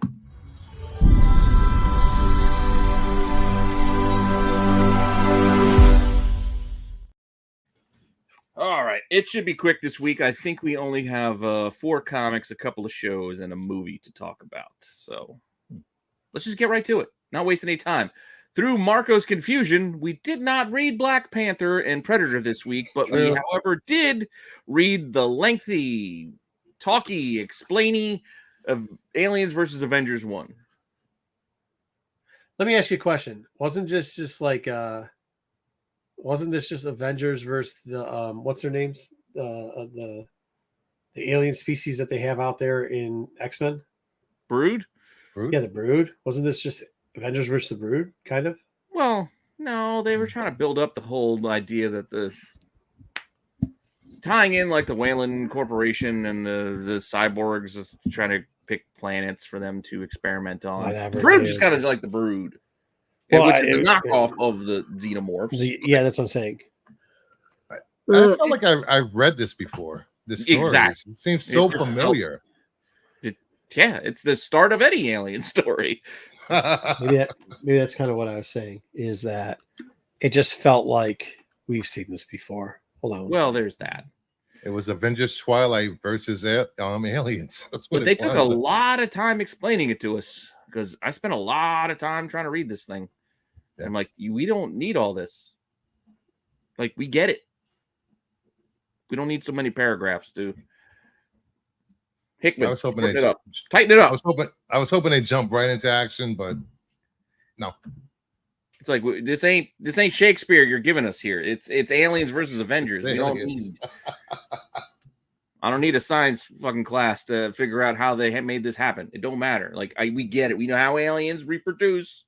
We I don't know, but still, I'm still on board to see where it's going. So I'm still giving it the thumbs up because I'm still checking that issue too. Look, I like crossovers. I'm just not a fan of either franchise. So it would. It's not. Say what you feel. It's not my taste, but I'm going to give it a crooked because I'm not going to tell people to leave it because if these are your fandoms, you're probably going to love this shit. It's just not. Crooked up. Yeah, crooked up. It's just not my. It's just not. I hear you, and that's why I am an Alien fan. I'm a fan of the Alien franchise. So, and the Avengers. All right, what do you got, Bruce? Did you get to this one, Bruce? Oh, yeah, I love the Alien franchise. I can't stand the Avengers. I was expecting more from this first issue. Not what I got. Crooked thumbs down because I'm going to pick up the second issue and see if it picks up. If not, I'm going to drop it. Fair enough. I mean, it is kind of weird. They didn't really give us a sense of like, when is this? Everybody's old. So we know everybody's old, and we know it's an alternate version universe, and like the space Wakandans kind of threw me off. I'm like, wait, are we getting back to that? Is that still a thing? But still, ultimately, give it a try. But yes, in the comments, yeah, $8 is pretty steep, and I think that's why they threw those extra words in there to justify the price. Yeah, hey BK, every single person that read that book when number 1 came out said dump it. There's no shot we're reading that trash again. Okay, thank you. To be fair, Landlubber, congratulations. There's a bunch of people that jumped into SNS and they ended up giving a lot of subs to membership. So check out SNS and check out them for their 100th episode this week. Yep, Saturday, 100th Saturday. It is. Who knows? We'll be stopping by. Who knows? I would assume a lot of people. I assume if you've been a part of Renovision, you might at least make an appearance. What's the name of the Renovision chat? You're in it. You're probably gonna stop by. Wait, yeah. Just if you're an employee of Renovision, don't stop by. Employee of Renovision, don't stop. Yeah, employee. Yeah. If you're an employee of Renovision, well, if you call yourself an employee of Renovision, you know you're lying. Okay. Here we go. Yeah, next employee. I'm sorry. Exactly. Did I start paying people? And it's a co-op. I'm still waiting for back pay. Yeah. Hey, if you need something, I'll get you something. But you guys are getting paid for this? Plans here. We ain't on that level. I don't know how people think YouTube works, but a channel that only's got a couple thousand subs, we ain't living on this. And if you can live on this, all right, Pete. Next step, Jesus, Pete. Come on, next one. Let's go. Because fuck, if I didn't have a real Pete, job, let's go. Holy shit! I'm just saying. Let's go next. I want to know. Nobody wants to know. Let's go. They like to know the ins and outs of things. No, they don't. Let's go. If you want to know the ins and outs, let me know and I'll tell you. Okay, you can tell them on SNS today or this week on Saturday. Okay. All right. Anyway, phases of the Moon Knight. Oh my God, this Shroud shit's got to end. Well, Shroud was only part of it. They gave us 2 stories here. Oh, yeah, the second one was interesting. We can talk about that. For some reason, my son's calling me on my mom's phone, I think, and take that. I'll talk about this. All right. All right. Put him on mute. He's on mute. Good. So he is right. This is a 2-part section. The first part was a Shroud story, more than a Moon Knight story. It was not confusing, but it was not coherent. No, it wasn't. And I don't think I give a shit. Does anybody give a shit? No, I didn't care. No. He forgot it was Wednesday. Okay. My son's staying with my parents. New Jersey Public Education might be ranked in the top 10 schools, but for some reason, kid can't figure it out. All right, here we go. The second part of the story, however, looked like it was going to start out to be a shit pile because who wants a King Arthur Moon Knight? But it wasn't King Arthur. It was the Knights Templar. Whatever. But the anytime you can put apocalypse in a story, I'm in for it in a good way. So like, I thought it was done pretty well. So I'm giving it a crooked thumbs up because I wish I could give it halfway because the first half of the story sucked. It didn't suck. It wasn't great, but it was Non-coherent. Maybe So non-coherent. is that It like makes a what if It story? told the story of like we might not have, we didn't see him, like we just knew he became the new Moon Knight. We didn't see that, hey, he was going to stop by and say hello and then said, fuck it, I'm just going to go do my thing. Yeah, that's the stupidest shit I've ever heard. Okay. Yeah, it was a story. It was something. It was something. Bruce, what do you got? I'm not a fan of Moon Knight. This story didn't appeal to me. I did like Apocalypse showing up. That was cool as shit.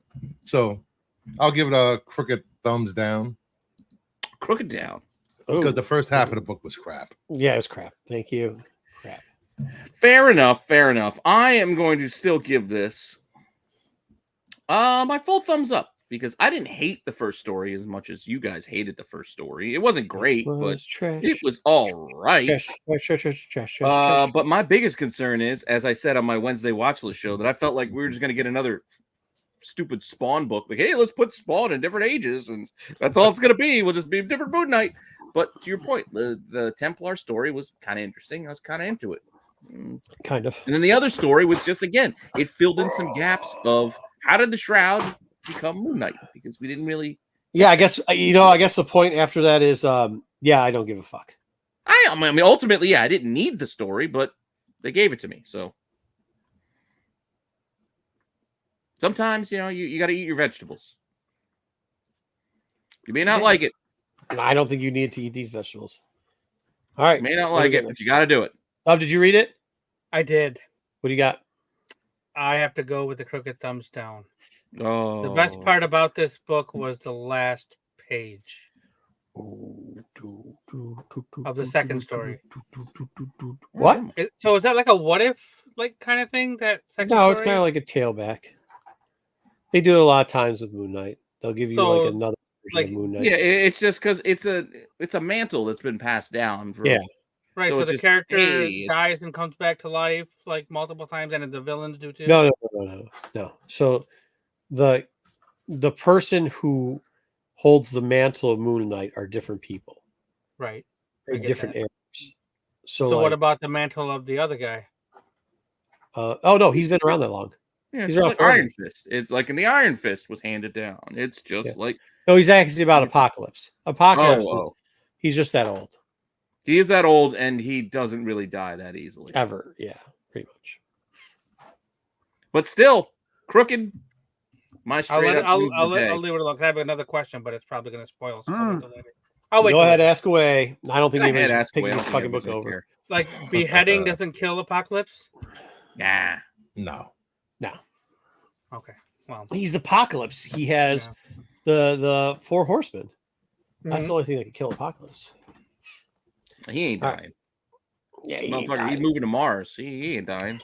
Yeah. I mean, he's not like Thanos and plowing the fields, but he retired. That's different. They stuck the landing, fuckers. Yep. That's all I'm saying. They stuck the landing. Great. This was great. Dumb Bunny's hilarious. Hilarious. Dumb Bunny is hilarious. Yeah, I want to keep that character around. Yeah, so funny. But I don't want it to be like a main character. I want it to be like this. Yeah, like Dumb this. Bunny needs to be like this. Yeah, Dumb a main Bunny's character so is going to ruin it. Like I don't want it. I don't think White Rabbit has ever been that interesting. No, absolutely not. Absolutely not. I thought this even made Punchline interesting. Yeah. Because I could give a shit about Punchline before now. I did like that fight with Punchline and Harley. Was this I will ask this, was this oversized? Because again, I was trying to read it before we were about to start and I was finishing up. And it seemed like there was a lot. Like it seemed longer than normal. No, it's because I think in the other ones there wasn't as much words, but this one well, it wasn't just words. It was also just like we were bouncing back. We were going from Catwoman and White Rabbit, and then I think it was because we were like, "There's no way." Yeah, I think we were doing a lot of jumping back and forth. Yeah, also too semi-worried about how they're going to end the story. What's that? Do you guys think this will work as a regular series or no? No. I don't know if it work as a regular series, but this would definitely work as a season of the Harley Quinn show. Yeah, this would definitely work as a season of the Harley Quinn show, and it might work as like an annual maybe. But not like a regular series. Oh man, just like how the back and forth between punch. Yeah, I mean, I do like this team. I would like to see more of this, this group. But what was the word that they? What was? Did you guys see the word that they crossed off? What was the word they crossed? It starts with a C. Oh, that's the word they couldn't, because they used a lot of other vulgar language. Because she was like, "You called me a slur." Yeah. I'm like, "Oh." I'm like, "What?" I thought for a second, I'm like, "What's the slur?" I'm like, "Oh, that one." I don't know, but yeah, they did stick the lane. This was a good series. It's good 4 issues. Who's the biggest? I think Apocalypse is probably the biggest villain. I mean, that's the one I'm looking most forward to seeing. I think it's the most diverse. He's the most diverse. I also think they shot their load with Thanos too already. Well, I don't think Thanos was as important as they made him out to be. He's kind of a whiny bitch villain. But remember, he's always crying to death. Yeah, I know, but that was and Drax is beating the shit out of him. Me getting into comics is when Infinity Gauntlet was coming out, so that has always been important to me. That storyline, and it took the entire. That's not what he asked. He asked, "What is the biggest villain in the Marvel universe?" Not what. Keep Wet's dream. Okay, all right. Let's take it. You go to Galactus, but all right, he did his thing a couple of times, and but Mephisto, Doom, they all shot their shot. Don't give me Beyonder because that's just some dumb disco. No. I think you could do like the 10 or 8. You know what I mean? But I mean, if you do 5, I don't know. I think that sounds like a tier list question. I don't think Thanos cracks the top 5. Really? I don't know, because a lot of the other guys are dudes reaching above their pay grade. Red Skull's got the cosmic cube, or Doom, he's punching above his weight. Like Doom's not punching above his weight. Whoa. I mean, I love Doom, but you know what I'm saying? Like he's actually, I don't know what you're saying. No, I don't know what you're saying. I would think Doom is in a similar level. Dark Phoenix story. Damn it. Dark Phoenix. Yeah, it is a lot easier than before we get to Doom, don't give me the sorcery stuff because they really didn't play that up until the last So this DC book years? Was it an adult book or was it like? Is it? Yeah, it was. This is not rated for kids. Yeah, because it wasn't though. This wasn't under the adult. This wasn't under the adult. This wasn't black. It wasn't Black Label, right? But it wasn't that bad. No, but dude, there was a lot of. I mean, I'm not gonna say what. Yeah, I think we might get struck if we say some of the words they said in this book. You had some fun guy things going on in there. You had some. Don't call me that type of name that way, or call me that. Make it a compliment. Yeah. Right. Yeah. Right. All right. Well, fair enough. We're all taking it. Hey, all 4 of these were great. This is how BK. This is how you do it. Void Rivals number 12, where it looks like they're showing each other's butts. I'm look up your Apocalypse was in this book too. I'm crooked on this because it's not. This is a not top of the pile book. This is It is my least favorite of the Energon universe. Angle of Thank you. This is maybe when you hear find reading these by an issue or two, and I tried to read this before we started, but I didn't get through all of it. I was just kind of skimming to try to give a sense of what's going on. Can I tell you this? It feels like they're adding a transformer here and adding a transformer there just to try to keep that going. It does a little bit feel that way, and it's not a terrible book without it.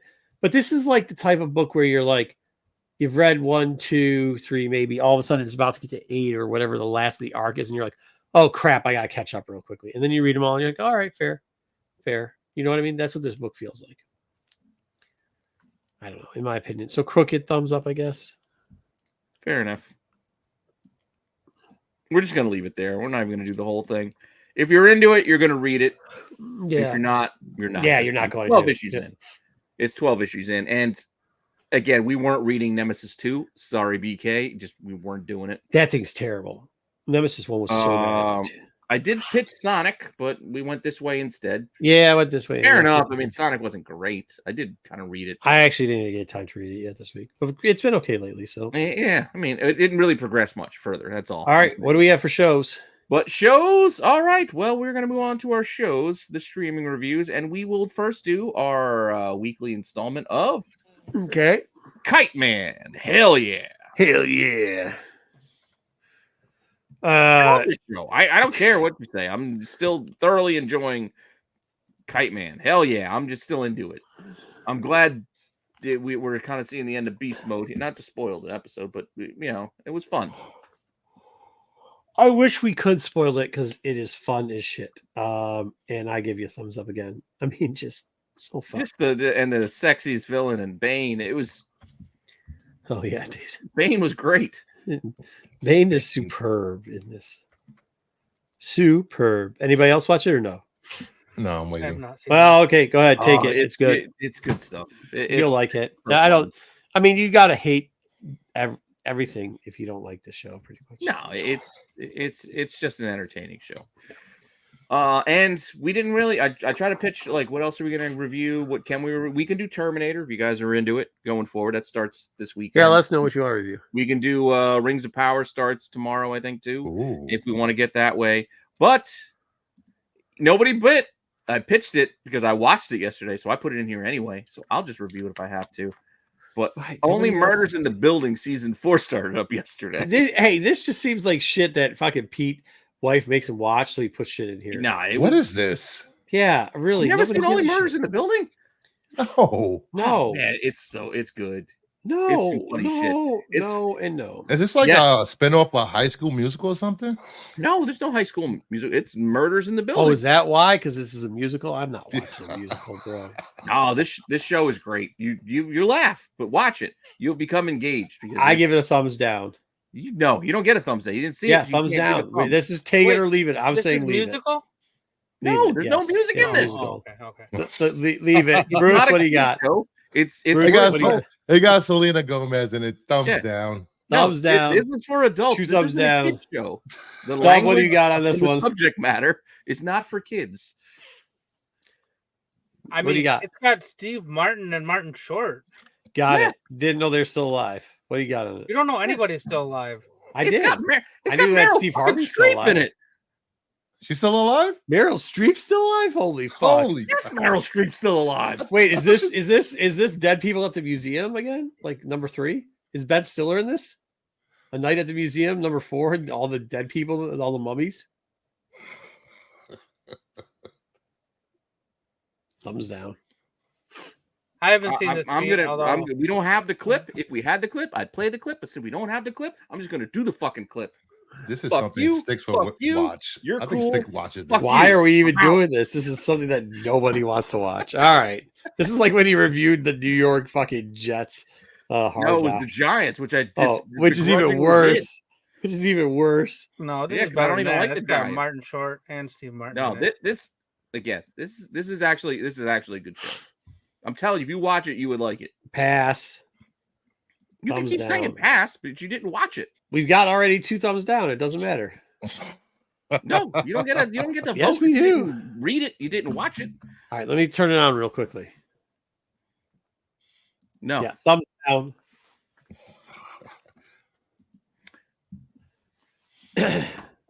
Wait, did we miss? Did we miss what? But before we miss anything, I got to give you. Where the hell is he?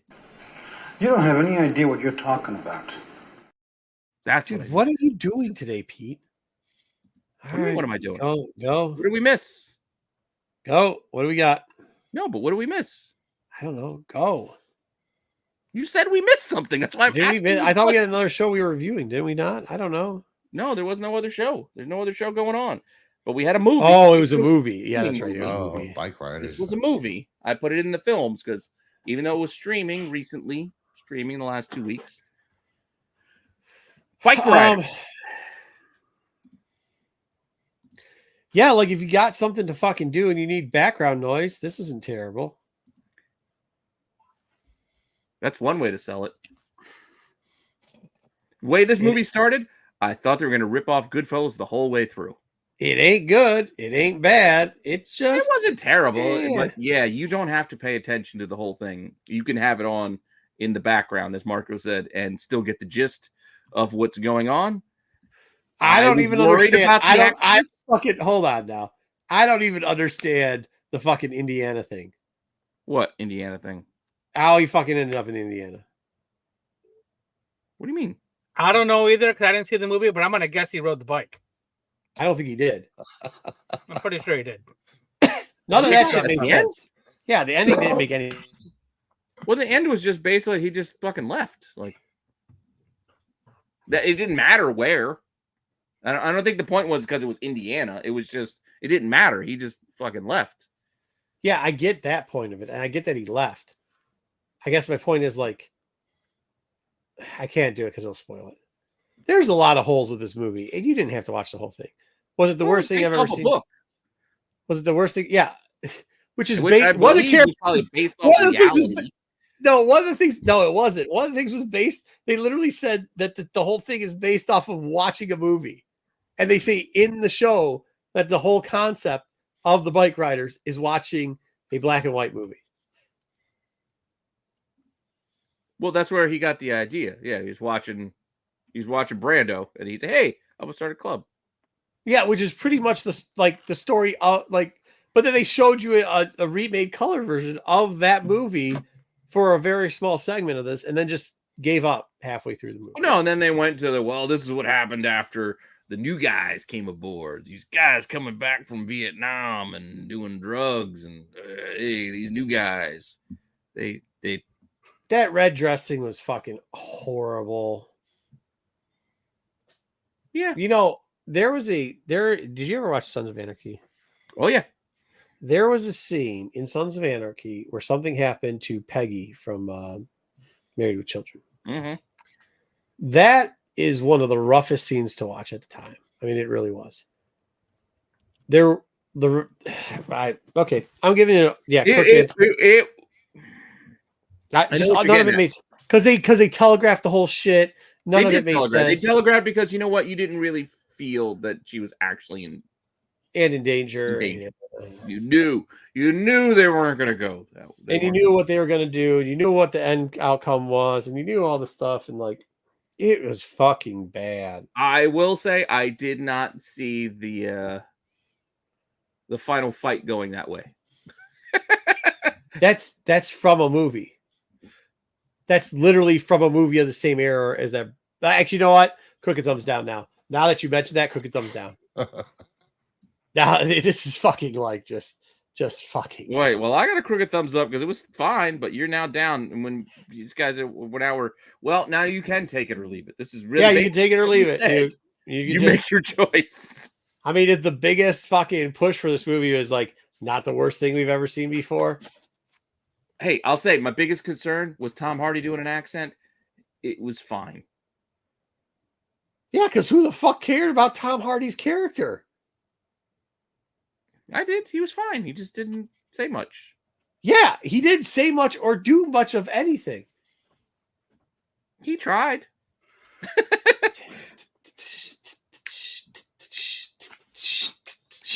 Anyway, that's what we got for you this week. Yeah, fucking old timey, bro. What the hell?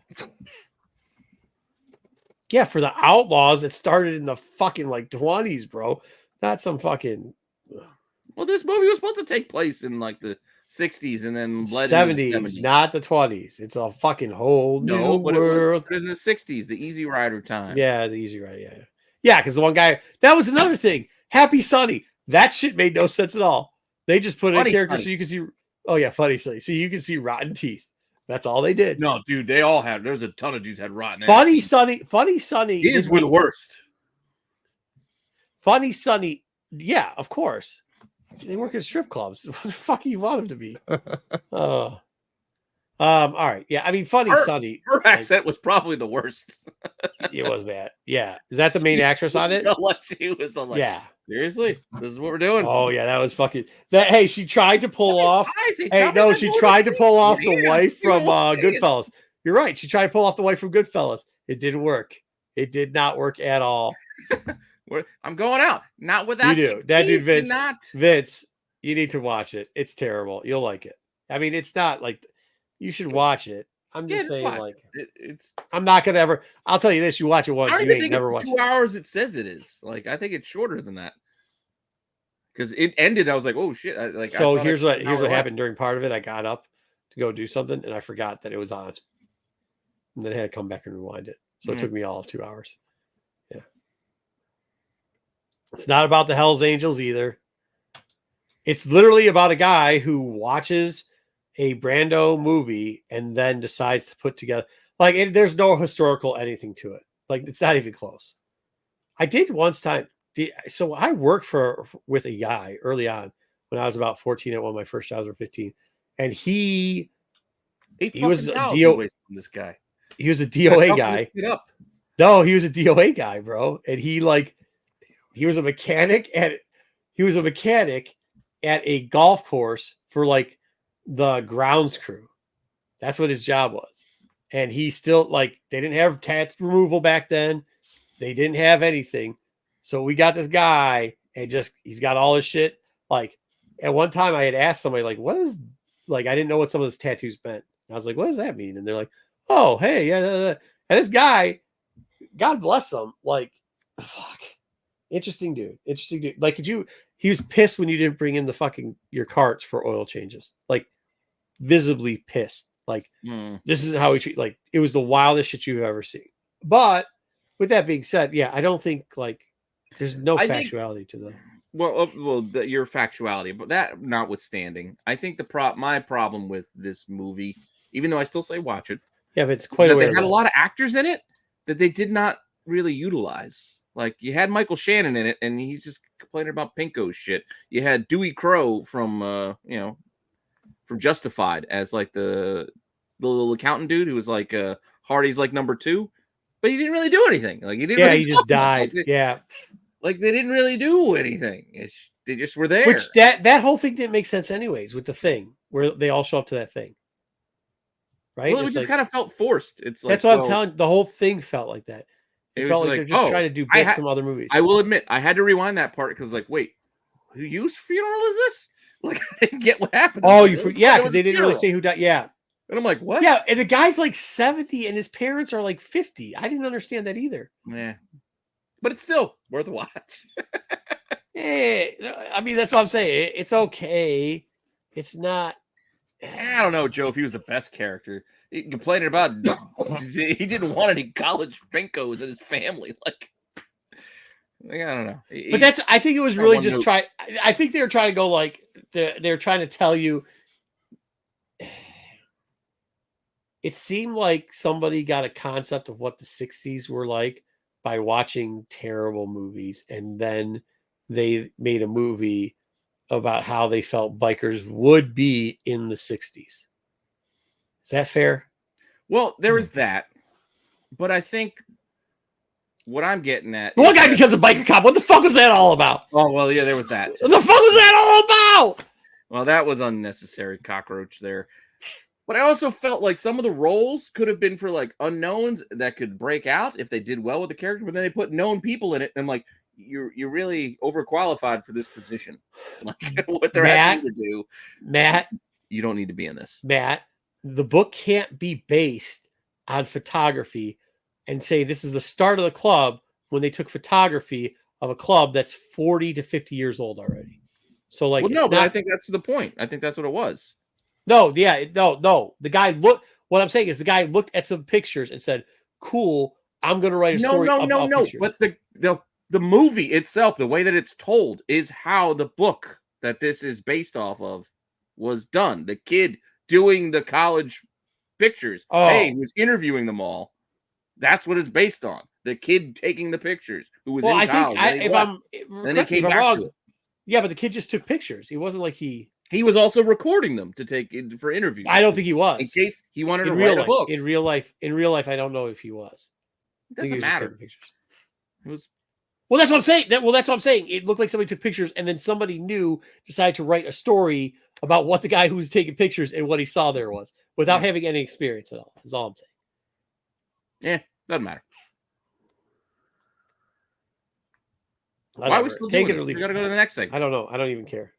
All right. You guys done? Almost. Do we want to go to these two? Didn't even get to watch it, and we're carrying this on. Yeah, I don't even think I pulled up the thing that I need to pull up. Well, are we doing your under the radar? Well, the problem is the books that I have under the radar this week we probably have to, because the books I have on under the radar before we talk about Are they all about if the we're bike gonna grade her, riders? if we, huh?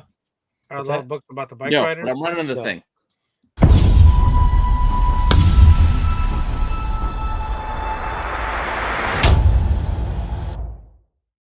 So whenever you're ready to add them, Perfect time. It's giving me the perfect timing to process the processes of the process. processing nicely. It's processing nicely. Let's hope it does. Yeah. So this week, a spoiler alert, because we've been saying we're going to do it for 5 weeks now, instead of just doing whatever other first appearances and under our radars we were doing, we are actually going to base it off of Kite Man. Now we're not going to do every single appearance of Kite Man because there's Kite Man, hell yeah, because there's too many. But since we did Thunderbolts, we did the whatever, we're doing Kite Man, hell yeah. Just going to give you 5 quick ones. First off, I'm curious who you picked of the cast to cover. Oh, no. I only did like the main because I think I'm going to split off into the sub mains later. And I didn't put in Bane because everybody knows Bane. So Chucky Brown here, Charles Brown, as you may know, or may not, showed up in a famous Batman cover here. Batman 133, riding a dog. That's Batmite, isn't it? Batmite, yes, you're right. What did I call him? Batmite. What's I'm saying? No. I'm saying the Kite Man gets outshone by Batmite. Right. Yeah. But this is the first Kite Man. CGC 6 O's, 375. Now in 2021, the average was 365. So as you can see, we got a little green because it's been up. Before that, not much sold. It's kind of sitting in that $400 area. 5.5s, 350. Now in 2003, which is when these kind of sold. They were kudos to anybody who understands Marco's color coding. Yeah, it's like hot and green. It's like cash money. Orange is like a little warming up, but it really was kind of even there in 2003. And then a 4.0, 212.50. Not too many 4.0s sold before. And then a 2.0, 145. That's kind of what 2.0s typically are selling for. But it does. What is interesting is that 4.0, 3.5, 5 grade is kind of like a sweet spot of selling new copies for a decent price. Okay, raw averages, and these are the books that are between the 5 and the 2, are selling for about $43 on average. That's why it says mid to later total. Next up, the Golden Glider. Now, there's multiple appearances of both Kite Man. Now, remember, there's Kite Man and Golden Glider. However, we're going to touch base first on the original Golden Glider. Wow, look at that dress. Flash, number 1, 250. So volume number 1, 250. You get a little bit of her on the cut. Hey, how do we know this is her first appearance, Dub? Well, I mean, her name's on the cover, and she's on the cover. She's on very good. So is her brother. We didn't cover her brother this week. We'll probably be covering her brother next week. CGC. We don't need to see the big finger cover. Yes, we do. CGC 9.8s. 404. People don't know that that's his first appearance, by the way. That's one of the worst covers. 404. Shut up. I own that cover in like a 6. I know you do, but I hate that. 404.99. 368. In 2003, though, this book only sold for around $200 at $195 and $216 respectively. Raws running about $55 to $35 if they're labeled first GG, as in Golden Glider or Golden Glider's first appearance. However, if you label it anything else, including Kite Man, hell yeah, which I don't know what that's supposed to mean. Like literally, they say a Flash 250 Kite Man, hell yeah, which I respect, but averaging $10. Connecting it to the show. So if you're looking up Kite Man, hell yeah, you find this book. Fair enough, but you'd also should put GG's first appearance. Well, okay, yeah. Now, as you know, with DC, they can never do just one character one time. They have to have multiple different versions of it, so you get different appearances. Mainstream universe apparently restarted at 2011 to present, and actually, this is where you get her crazy power of that you see on the TV show. Her appearance on that, by the way, Revenge Best Served Gold because they're referring to her. Flash volume number 4, number 6. Huh? But she's not on the cover. No, it's not. It's not the original first. It's the secondary first. In the new 52, Cold be like Captain Cold. Well, it is. It is. It's his brother. This is his sister. That's her brothers. Yeah, she's his sister. So that's how he has gold there, though. Put the name, but not her. He was making a joke about how she's not on the, but only her name is. All right, CGC. So it's a second first appearance. There you go, Pete. Only name, not front cover. Second first appearance. CGC 9.8, $10 in 2018. Sweet book. Raw's going for $2 on that. $10. It costs more to grade it. Even back then, I don't think it's ever been as low as $10. No, that's what I'm saying. It costs more to grade it than that. I think that's the only That's comic like, that's been please graded too. take this off my hands. Right. All right. Next up, DC. Well, DC fans really like to spend who's money. Banging that door. You know what? I really want that new 52 first appearance of the character. Oh, slow down. Some new 52 first appearance of characters actually do make money. This is not one of them. No. All right. Queen of Fables. I wanted to show what she looks like and then what she looks like in the show because they kind of changed it around a little bit. But Queen of Fables has a first appearance. Not as old as you think it is. You start moving up to JLA Volume 1, number 47. It was free? Is that what you're telling me? Out for free. Nobody has ever graded this book before. I'm going to grade it now. Well, you don't have to put it for free. I'm going to pull out my copy and grade this. I said God graded copies have sold for $0. There's no That's subs. a different story, though. You do that every week. I do this, so I like the running gag. Raws, however, are averaging $3.65. Pete got me tongue tied. 365 pennies is what this is a terrible fucking cover, too, by the way. All right. Next up, as we said, there's another. She's still smelling her finger. Leave her alone. That was this is the original version on there, and then they had to redo her in 2011 because they needed to give her a new version where she is smelling her finger farts. That is Justice League of America Rebirth Volume 1, number 1. Don't get this confused with Justice League Rebirth. Don't get this confused with any other rebirths. Just Justice League of America Rebirth. Who gives a shit? Well, some people do because multiple people had. There's 3 different versions of this. There's this cover, the A cover. There's the variant cover, which doesn't look like this but similar, and then there's the RI, which is the black and white version of this cover. All have been graded. The variant and this cover sell for between $21 and $36 were the last 2 sales here. Very similar for the variant, probably in the $32 range. The RI, however, sold for $165 as the last sale. Still trash. Raws, though, however, sell for on average $6. So there you go. Interesting story. Now we got Mo and Joe. And it just turns out that Sean Noonan also shows up in the same book for their first appearance as Mo and Joe. If you don't know who they are, I gave you the characters so that you can see them from the show. That's the cleaner pick. The other pictures there. As you can tell, their comic book is the same because it looks like the same type of artist in there. Do we have a guess under what title their first appearance may have showed up and who shot Joe in the head? Spoiler alert. Well, Sean Noonan, I'm just going off the voices in the cartoon. That's Mike Ehrmantraut from Breaking Bad.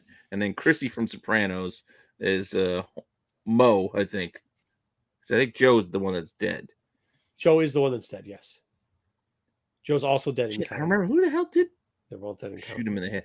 Wait, did he just get shot? Well, in the show, he just got shot in the head when they raided. Yes, that's not who shot him in the head. I know. In the book, somebody's brother or relative shot him in the head. Can we guess what book he started off? Is it check guessing? Here we go. That lovely DC book, the Demon. The Demon Annual Bloodlines. Who shot him in the head? Wow. Whose first appearance is this also? Blamed Ennis. Hold on. Whose first place is who's? Jeez, my tongue. Whose first appearance is this also? Dub. Whose first appearance is this also? That would be the DC's wannabe Punisher, aka the Hitman. How do we know? Because he's on the cover, and his name is on the cover, and it says introducing Hitman. Now we can shit on all we want. These are actually fun titles to read. However, Demon Annual Volume 3, Number 2, CGC 9.8s, 215, 248, 250, CG 96.95. That is what it is. Raws are averaging $15. Are there any more Bloodlines annuals that are worth picking up? I don't think there's just this one. Pretty much. Just this one. I think so. Yeah. So I mean, but that's a good thing to look through because when people start looking through shit, they're like, go 3 or 4 in. They're like, fuck this. You know that you can dig through it and find the one. I mean, that's what Under the Radar or the C list is all about. Finding books that maybe sit and runs that you can just. I think Hitman is a great character for James Gunn to bring to the DCU. Just saying. He would pick some character like this. Next up, nothing's up after that. Okay, let's get into the talk about what you all came for because I think that is the next slide anyways. Yes, it is. We, over the last week... Man is nothing like the Punisher says. Yeah, thank you. Thanks, PK. PK, the guy trying to get us to read stupid books. All right. Yeah. Anyways. All right. So I don't know if you guys have heard this. Maybe you have. Maybe you haven't. This or anything, Pete? No, because it's not really our grading segment, so I don't really have an intro for this. Well, it kind of does affect our grading segment. So go ahead and do it. You want me to? Okay.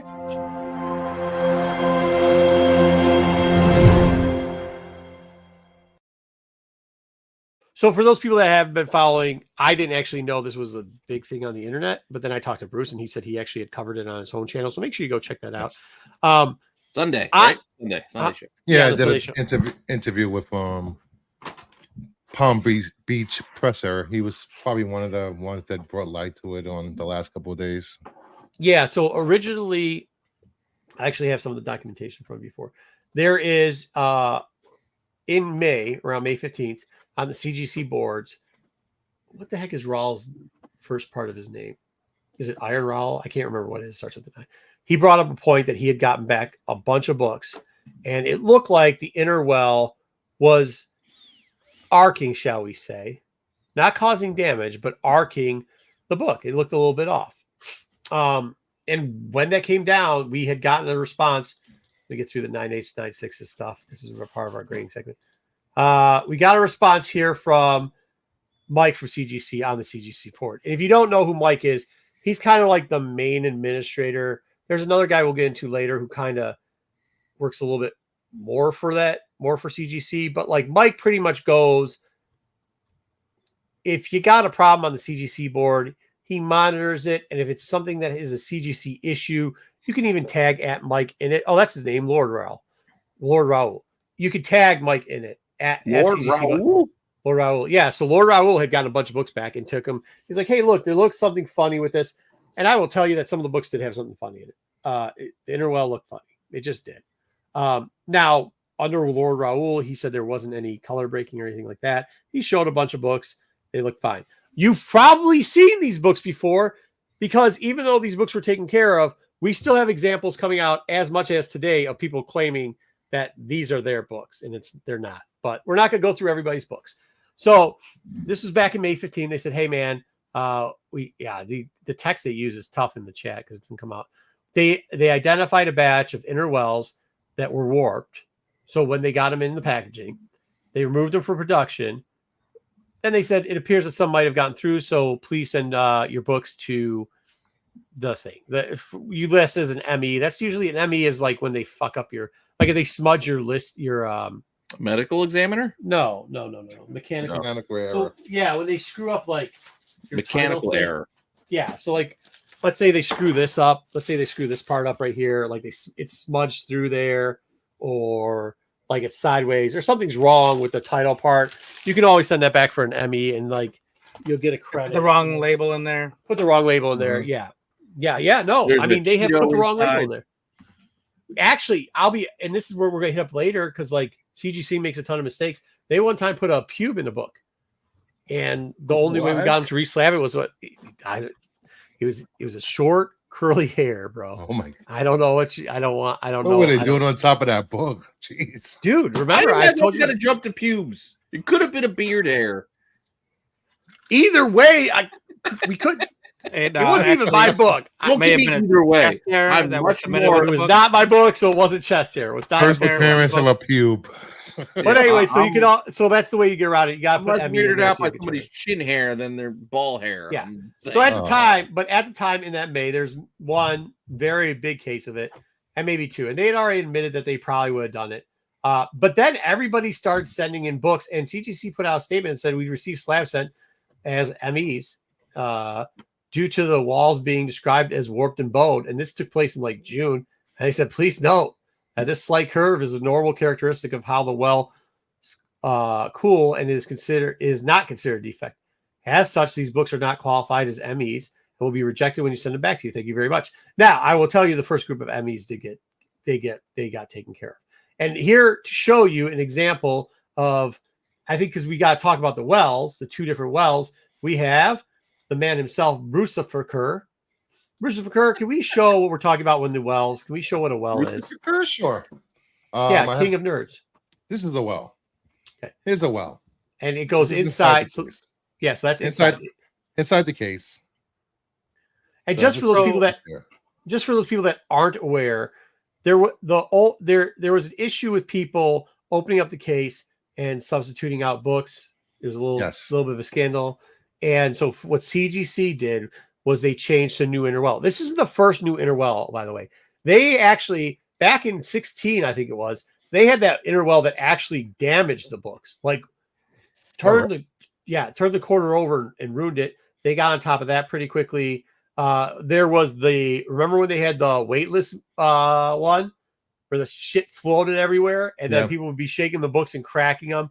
So this isn't the first well. This is probably the John Cena books. Yeah, this is probably what they call it, the floating well. That's what they called it. You know, I've seen cases not closed. When they came back, they were not closed. This is probably the 15th version of the well. So it's not like the well is something new or them changing it. But do you have an older version of the well, the last generation well? This is the last. Okay, so that's the last generation well. This is from December of 23. Okay, can you take the book out so we can show a little bit? I want to show something on this well. Okay, you got scissors. Sure. Did you not want to do this? Take it out of the well. I thought you already had an empty one. Do you have an empty one or no? Yeah, I have empty ones. Show me an empty one. All right. So as you can see, oh, you did a shit job opening that. What the hell? All right. So show them how flexible this one is. So this is also a very flexible well, right? So it's kind of like, I don't even know. It's kind of like a top loader. At the top, and then it's like a cheaper version that you can. Typically, most people just cut the top and pull it out nicely.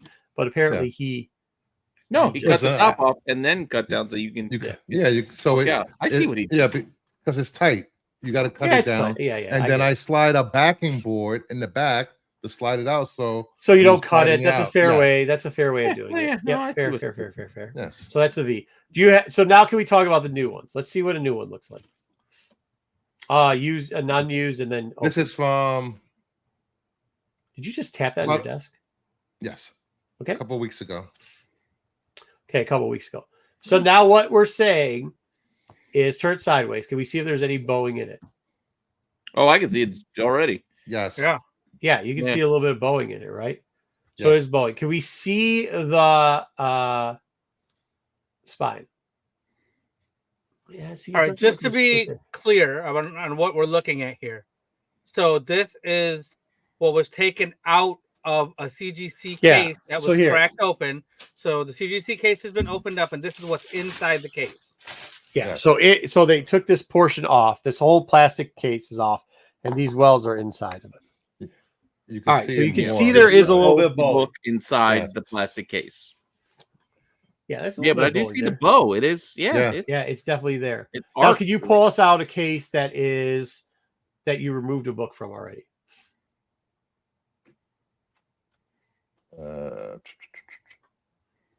I could take a few do you minutes. not have one opened up already? I could take one and I was going to crack this and resubmit this. This is okay. I got this back same time I got that Wonder Woman back.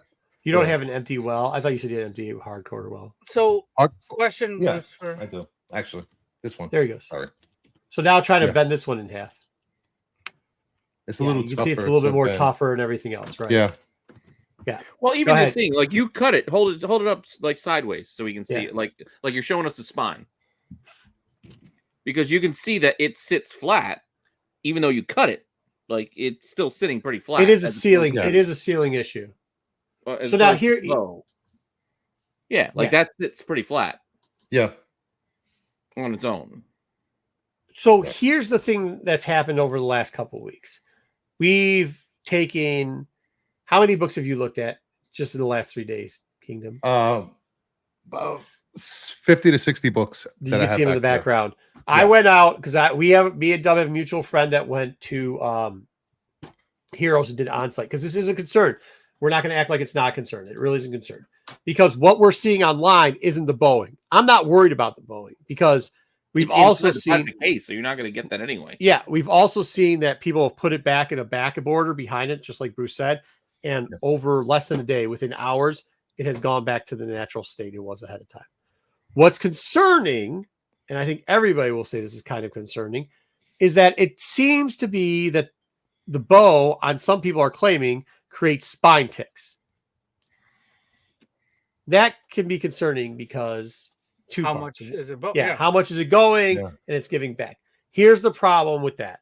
I went to go look at the on-site thing. So we did. We went in. We're nervous about it. I have a friend that's not going anymore to Baltimore. We've had people calling off about it. I went down to look at the Heroes books. I went to go see our boy B. Smith. Out of 50 books that he submitted, he's got 42 left. None of them have that issue with them. Not even the closest of ARC. We went through every single one of them. Not only that, but we got a submission back a month ago. None of the books have it. We did the 25% thing off, so we're going to check the new books version of them, which is all between this timeline. And the timeline here now is July 2. So they're saying all the way from May. Month of 7. Mark of 7, yeah.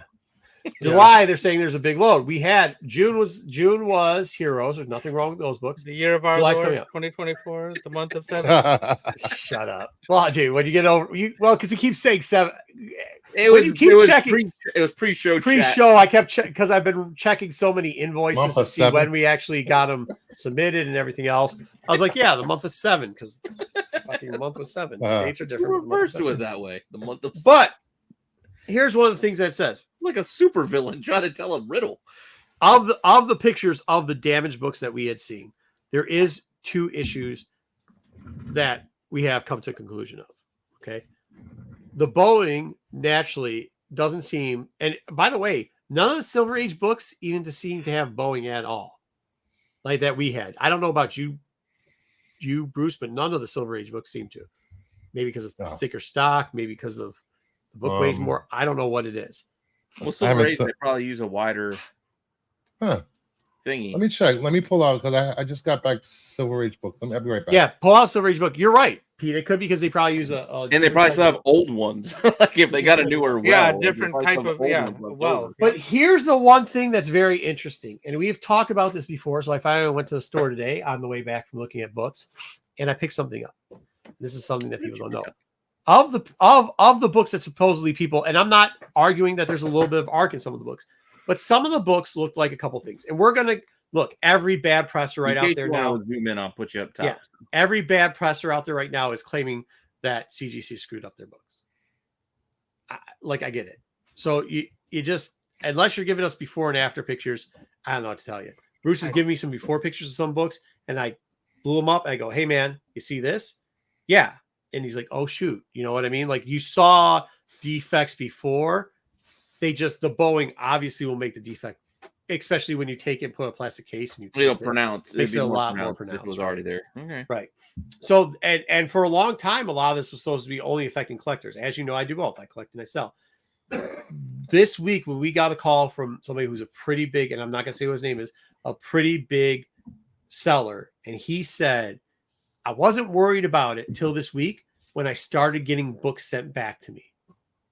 And that's where it becomes an issue. Because a lot of people are saying like, oh, well, flippers don't care. People who are selling don't care about this. No, I'm telling you, people who are selling, we're just as nervous about what we have to submit. Oh, yeah, if you get books sent back to you, because despite what an eBay listing might say, we don't take returns. We don't take back books. We take them back. eBay makes you take that shit back. Yeah, it's not even just that, but they give you a bad rating, and there's nothing you can do about it. Like, because nope. I mean, we have to fight it, and most of the fights on it have been okay, but so either way, these aren't the books we're talking about that get spine ticks. I'm just talking about bend books and stuff like that. But when we get to the spine tick, not spine tick books, but you're seeing, can we call it the ripple wave, the dent, the bend, whatever you want to call it, the dent in the corner of the book, the bend in the corner of the book. So the thumb fuck? No. Yeah, not a thumb fuck. That we will reserve that for yeah. What was that grading company? I have one right here. It's called EGS. EGS. Yeah, it was like EF or something. Can't do it with that book. Give me a book real quickly. I'm trying to find a cheap book that I can do it with. That's it. What are you looking for? I'm just going to do it so I can show you what it looks like on a book. I don't have to do that. All right. Well, whatever. So like when you look at this part of the book right here and you see like a press, like you pressed it in, it gives you a little bit of a press indentation there. Like people are claiming that, oh, there it goes. I just did it. Excellent. You just gave yourself a spine tick? Well, it's not a spine tick. It's more like a bend or a dent. I don't take it. That was a 1 in 25 of Bernard Chang cover. Yeah, who cares? I got like 10 more. But what I'm telling you is like when you get a little dent there and a little bit of waviness, a lot of it, especially around it, it was either there was already weakening in the substructure So you're seeing before you got the book pressed, if you had weakening in that structure, I will tell you, we have taken every book that we had problems on the corner, taken them out. We're not submitting them right now. We are not submitting them right now. But there's also something we've talked about before. And for those people that don't know what CGC does, do you know what this is? The rubber band of death. What CGC does when they get your submissions in. Well, that could explain 6 guns. Yep. So here we go. They take this rubber band, and depending on how much is left, they'll go like this, and then they put your paperwork in it, so your paperwork's good, and then they send it off. So there you go. Guess where the majority of those marks are made? Right where the rubber band lays. This is 1/3 of the way down from the top. This is the problem that they've been doing forever. Huh? It's a constant pressure from the rubber band. Yeah. So then when you get the bend, so you've got a little bit of a wave there from the rubber band. And then when you get the bend, it makes it more predominant. Did you see it, Bruce? I did the rubber band thing. Yes, I know you asked about it earlier. So it pushes there, and then right there where they put it, you got the little bowing from the plastic, and it next thing you know, it looks huge. That bend just.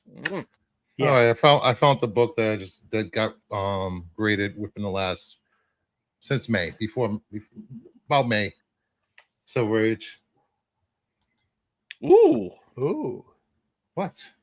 Oh. Wait, is that a golden record? I was gonna say, is that a golden record? It's still cool. It's still cool. Yeah, this is laying flat. Well, that's flat. So that's flat. Mm-hmm. Mm-hmm. Yeah, both sides are flat. It's not. Hey, I'll tell you, it's not plausible. Like, we have this issue, and it brings up another matter we'll talk about a little bit about submitting online. So what we're doing, and I'm not talking about the rubber band thing. Sounds plausible. The rubber band thing. Yeah. Mm-hmm. So they even send those shits back with the rubber bands. They do. That's so fucking annoying, bro. Like, just to insult to injury.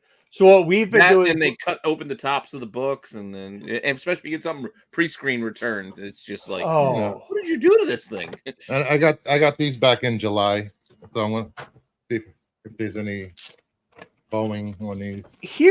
Before we get into what to do about the rubber band issue, which I think is probably part of the major issue, right?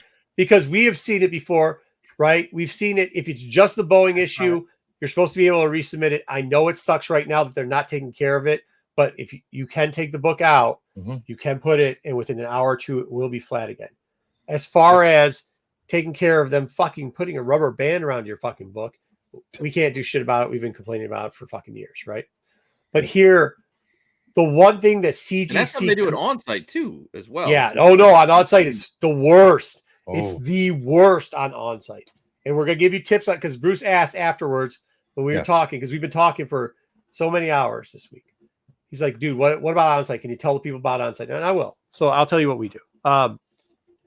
So here's what I'm going to tell you about this, though, because the question came up, like, what can we do about this now? What can CGC do about this? Because they didn't just stop, right? They gave us more. Where's this at? Okay.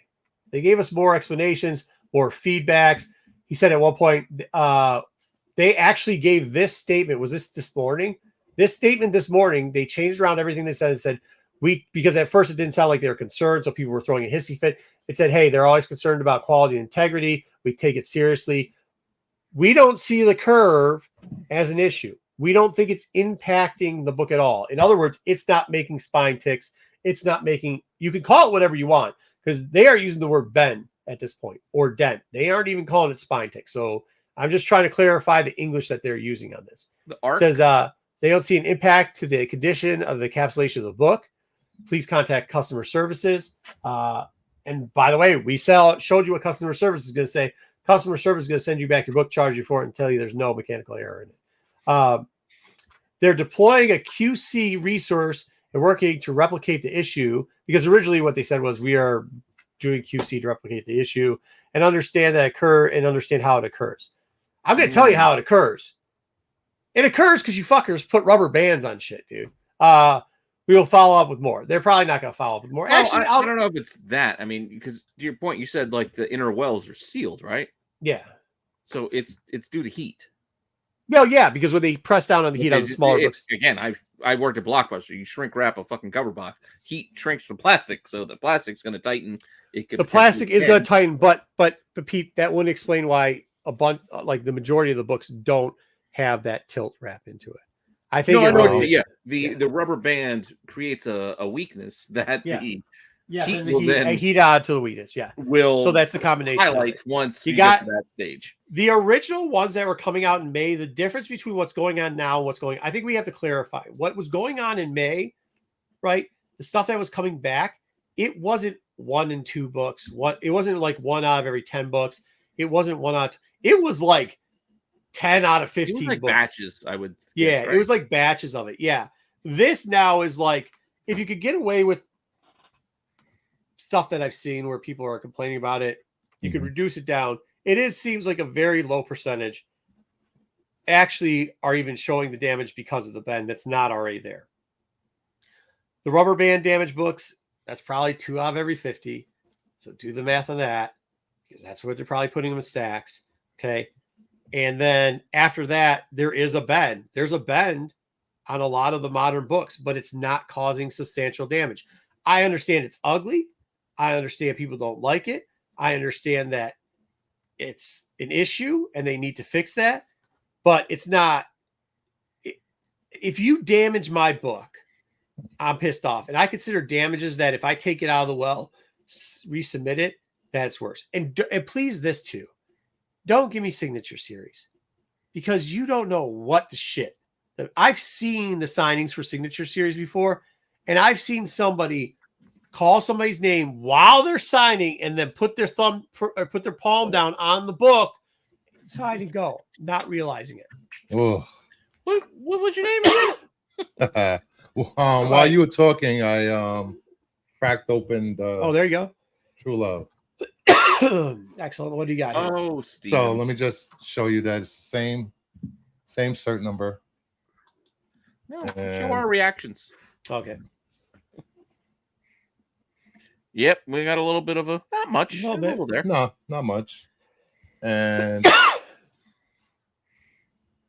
don't know if you can see that. I do have. But you did. Hey, did you have any stress on the edge of the book before you submitted it? No. See, that's what I'm saying. I think as long as you don't have stress on the edge of the book, you're gonna be okay.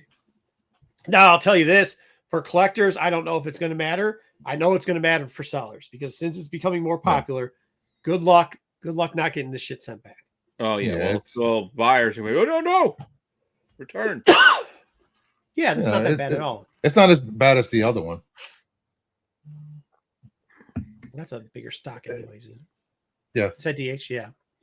I mean, I had a slab returned to me before I was even able to mail it out after going through a little bit of back and forth negotiations. And it's like, wait, I thought this was a different book. I'm like, what? Yeah, I mean, I've heard all types of stuff. You think it was a different book? So anyways, so that's our concerns with it. Like legitimately for on-site right now, we sent the batch out thinking, because they did that 25% off Silver Age stuff, right? So we sent a batch out thinking this was done already and taken care of, because they kind of said it was. We did our research on it. And now it's coming back around in August here. Looks like we're having a couple more problems. But they are saying at CGC that they are not going to consider that arcing and bowing that you see in Bruce's book there. They're not going to consider that damage. Do I think it's shitty craftsmanship? Yes. Yes. Do I think it's damaging the book? No, they're right. It's not. Oh. Well, yeah, right. There you go. There you go. And I received 2 books back yesterday. Yeah. And 9.8, and there's nothing wrong with the spine. I can see. Right. It's just the Tiny Hughes button. I do think there's one other thing that we haven't noted. We're seeing a lot of books at this point come through too. And I think if you've submitted in your lifetime 100 books, I think you have a story where CGC either fucked your book up or the book was fucked up and they gave you a gift grade, right? I mean, I told you about the Pew book. There, we had I think my biggest complaint with CGC, me submitting books, again, I haven't submitted a lot, was the one time I had a Dark Knight's Metal that the foil was missing. Like the foil wasn't printed on the cover. Yeah, and I pointed it out. I'm like, it's missing the foil. It's a fucking error. And they just, blue label. They tell you normal. I'm like, motherfucker, it doesn't have the foil. Like, it's missing a distinctive part of this cover. You know, most of my but remember, it has to be a percentage of. We've already covered that, even in their own. Like they'll tell you, they've told you officially before, even in their own grading, they will tell you that it has to be a percentage of. They use the word a known printer defect, so it has to be a percentage of the books that have. Go ahead. The only problem I've ever had with CGC is them not including newsstand and multi-pack on the labels. No, I've had to do that, bro. So you got to remember too, it was the Wild West. Marco, I get what you're saying about the known printer defect. If I wanted a gift, they still gave it a 9.8. It was still a 9.8. Oh yeah. I was like, notate the fact that it's missing the fucking foil. Oh yeah, they don't care, dude. No. Hold on. That's Pete, what I'm saying. Pete, they took a New Mutants 98. They did a fish hook rip in the back of it. Ooh. Fish hook rip in the back of it. Okay, that's more than an inch. It was big enough to get the cover in a couple pages because they did it while they put in the inner well. They sliced it on the inner well. They then proceeded to grade it a 9.8. Well, it was a 9.8 before they fucked it. Before they fucked it, yes. Before they fucked it, it was a 9.8. So, and then hold on. This isn't this year. This is 2000 and fucking. When did the first Deadpool movie come out? Oh, shit, 16? No, 6. So this is 16. No, not 16. That seems 18. 18. No, 16. It sounds right. It was like 7. It was like 16 or 17 when they did that. No, you're right because there's been 3. Yeah. So not only that, I sent them out Jimmy Olsen #1, and I actually it was really early on, and I sent it for pressing when they first opened up their pressing. Yeah, but it's first appearance with Jimmy Olsen. It's an expensive book. An expensive book, and the book was like our written down grade on it was probably like a 7. We had written down 6 to be conservative. You can tell where they ripped the chunk out of the front of the book because you know why? The paper color is different. It's like white as shit. Like there was a small tear in it, right? Well, wait a second. It's fresh. This is a fresh rip. Yeah, it's a fresh fucking rip. You can see where it's ripped, and they gave it like a fucking 2.5. Dude, it's $4,000. Like they threw 4. And I went back and forth with them, and I'll tell you this: like even then, they used to answer the phone a lot more than they do now. But they were like, they got a phone? Yeah, they have a phone. I think so. You can call them. I text them now. Yeah, I think Stephanie was down there back then. Anyways, so she's like, "Hey, listen, man, we went to the guys. We have the pictures, and they did it, and they told us that they didn't do that." And I'm like, "Steph, dude, how do you explain the 2 different colors?" They said, "Well, consider there was a small tear in it. Maybe it was like folded over." I go, "If it's folded over, you guys folded it back and ripped it off. Like any way you look at it, what am I going to do though? What am I going to do?" But here's the thing that they need to get back to here, and this is where I got her. I said, "Where in the grader's notes did it say that it was folded back?" They answer Twitter apparently. Thanks. Yeah. They do. Really? And here's the one thing that they need to get back to, where CGC could easily take care of this problem. Right? Give us greater notes again. Give us greater notes in every book. I don't care. I'll tell you, the greater notes back in the day, if you hear people talk about greater notes back in the day, sometimes it was 4 fucking words. It'd be like 10th inch tick. That's it. That you aren't getting much more than that. 10th. They put like the number like 1/10 inch tick. You said I heard something else. Yeah, no. So 10th inch dick. No, 10th inch. You know what I'm talking about, though. Yeah. You're talking about me, of course. 10 inch tick. So like it's like 1/10 inch tick. So you'd have to go back to the book, but at least you'd find it and know that it was there before they encapsulated it. Because remember, they had those free floating encapsulations, and everybody was saying shit was going wrong with those too. So like you'd at least know those type of shit. They had the roll thing that was going on there for a little bit. They had the one that pressed too tight and split the book in half. So like you would have your pre-grader notes on that. I'm not saying we need to paragraph for every note being taken. And I'm not saying you need to give it for 9/8. War and Peace. I want you to tell me what you think of this book. And I want you to cite resources. What is the CGC? CGC is a grading company. It's probably the predominant grading company in comic books. Comics Guarantee Corporation. Certified. They do cards now too, and magazines, as a matter of fact. They do to all type of stuff. But excellent chef. They went back and started doing wait, do they on-site do gradings where they graded at cons? Huh? Concert posters? They do posters too. Yeah, they do it all. VHS, video games. Pretty much, it's been a place where it really is a place that's taken advantage of the collectible market, and they just print money over there. They can do whatever the shit they want, and people complain about it, and then people that shouldn't complain about it make it worse by complaining even more about stuff that doesn't exist. And it's hilarious. It is really just a subculture of hilarity. But I'll be honest, it has affected us. We will not be sending in as many. We have a couple less people going now. We will probably tailor our 100 books down to maybe 35. I think that's where we're going to be at our numbers, is in the 35 range now. You don't want to go over the 50? I don't know, because pre-screen 50. No, well, we would do 50 is a stack anyways. It's always easier to do it 50 stacks, 25 stacks, 50 stacks. But we don't want to do it because we looked at some of the books, and some of them, to be honest with you, are too high end to take a chance, and we don't need the money that bad, so we're not taking a chance.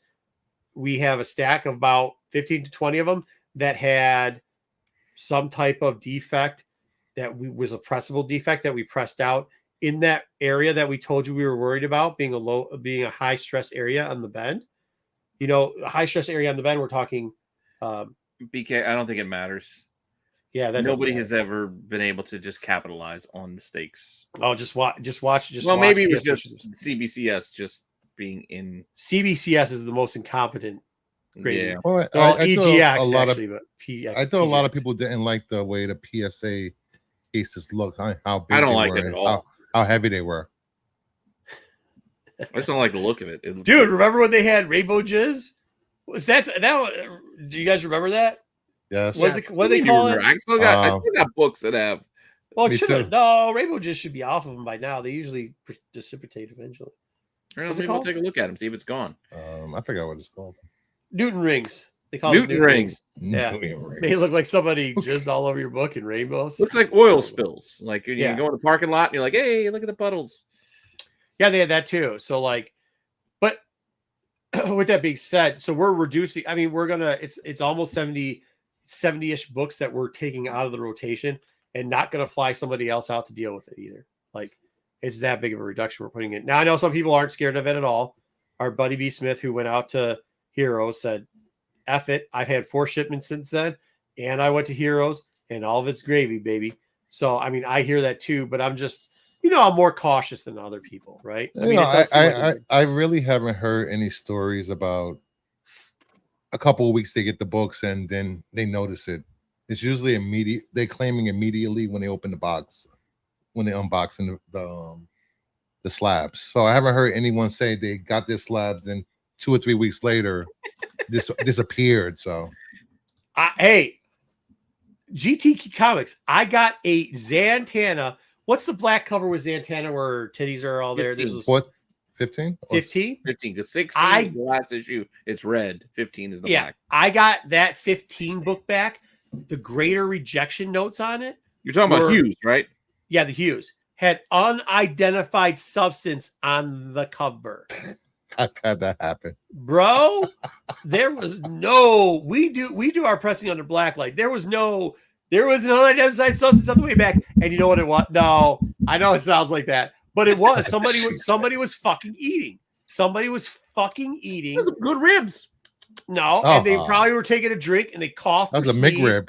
They coughed or sneezed or some shit, and it put substance on the fucking cover, and it's horseshit. Well, I mean, it's just horseshit. But I mean, that's something else that you take. I mean, that's something. Sorry, it was not you, Joe. But I mean, it was not feces or semen.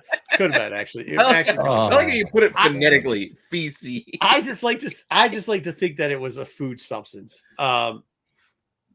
Yeah, no, I can't believe somebody had. But no, hey, I don't know if you heard GT Comics, but actually, B. Smith, the guy I was looking at, it was a Silver Age book, a very expensive book, and we turned it over when we opened it, and it had a hair. You had a in short its white curly cover in back. there. It had a pubic hair. It looked like what looked like a pubic hair in the back of it. You also have to remember too. Now, here's what I'm also going to say about this, and this is where our worry is concerned. Neck hair.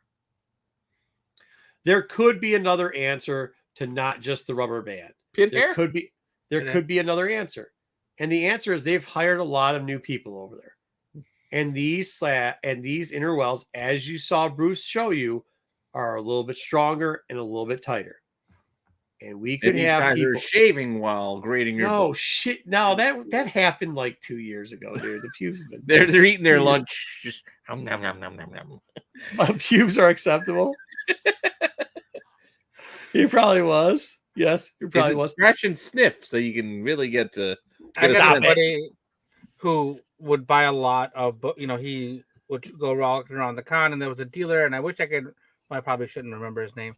Yeah. But he would literally be known for having a pube in every single bag. I know who that is. I know who that is. You know what I'm talking about? Okay. Yeah. What? So, he's actually somebody you know. Board. Like he was bagging books. There's pubes in his and all of it. No, you don't. No. How do you not run out? He's got a very high pitched voice, Dub. Gotcha. Yeah. Like eventually. Hey, how you doing? Yeah. Don't worry, I just creeped up behind you, huh?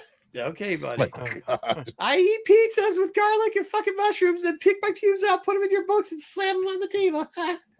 That guy. I don't know what you're talking about, but for some reason, I'm thinking of Mr.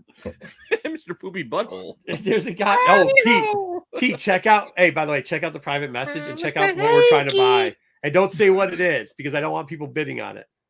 But if it fits B. Smith, he'll be wearing it at our booth for Baltimore. If not, Pete, you're gonna have to get in it. I don't know how I'm gonna get shipped. If you win it for that price, I will absolutely wear it. Okay, cool, absolutely. All right, with no amazing. All right, so here we go. So what are we doing for? We got to get back on track, guys. What are we gonna do for CGC? What are we gonna do for that? That episode of Seinfeld was on just recently too.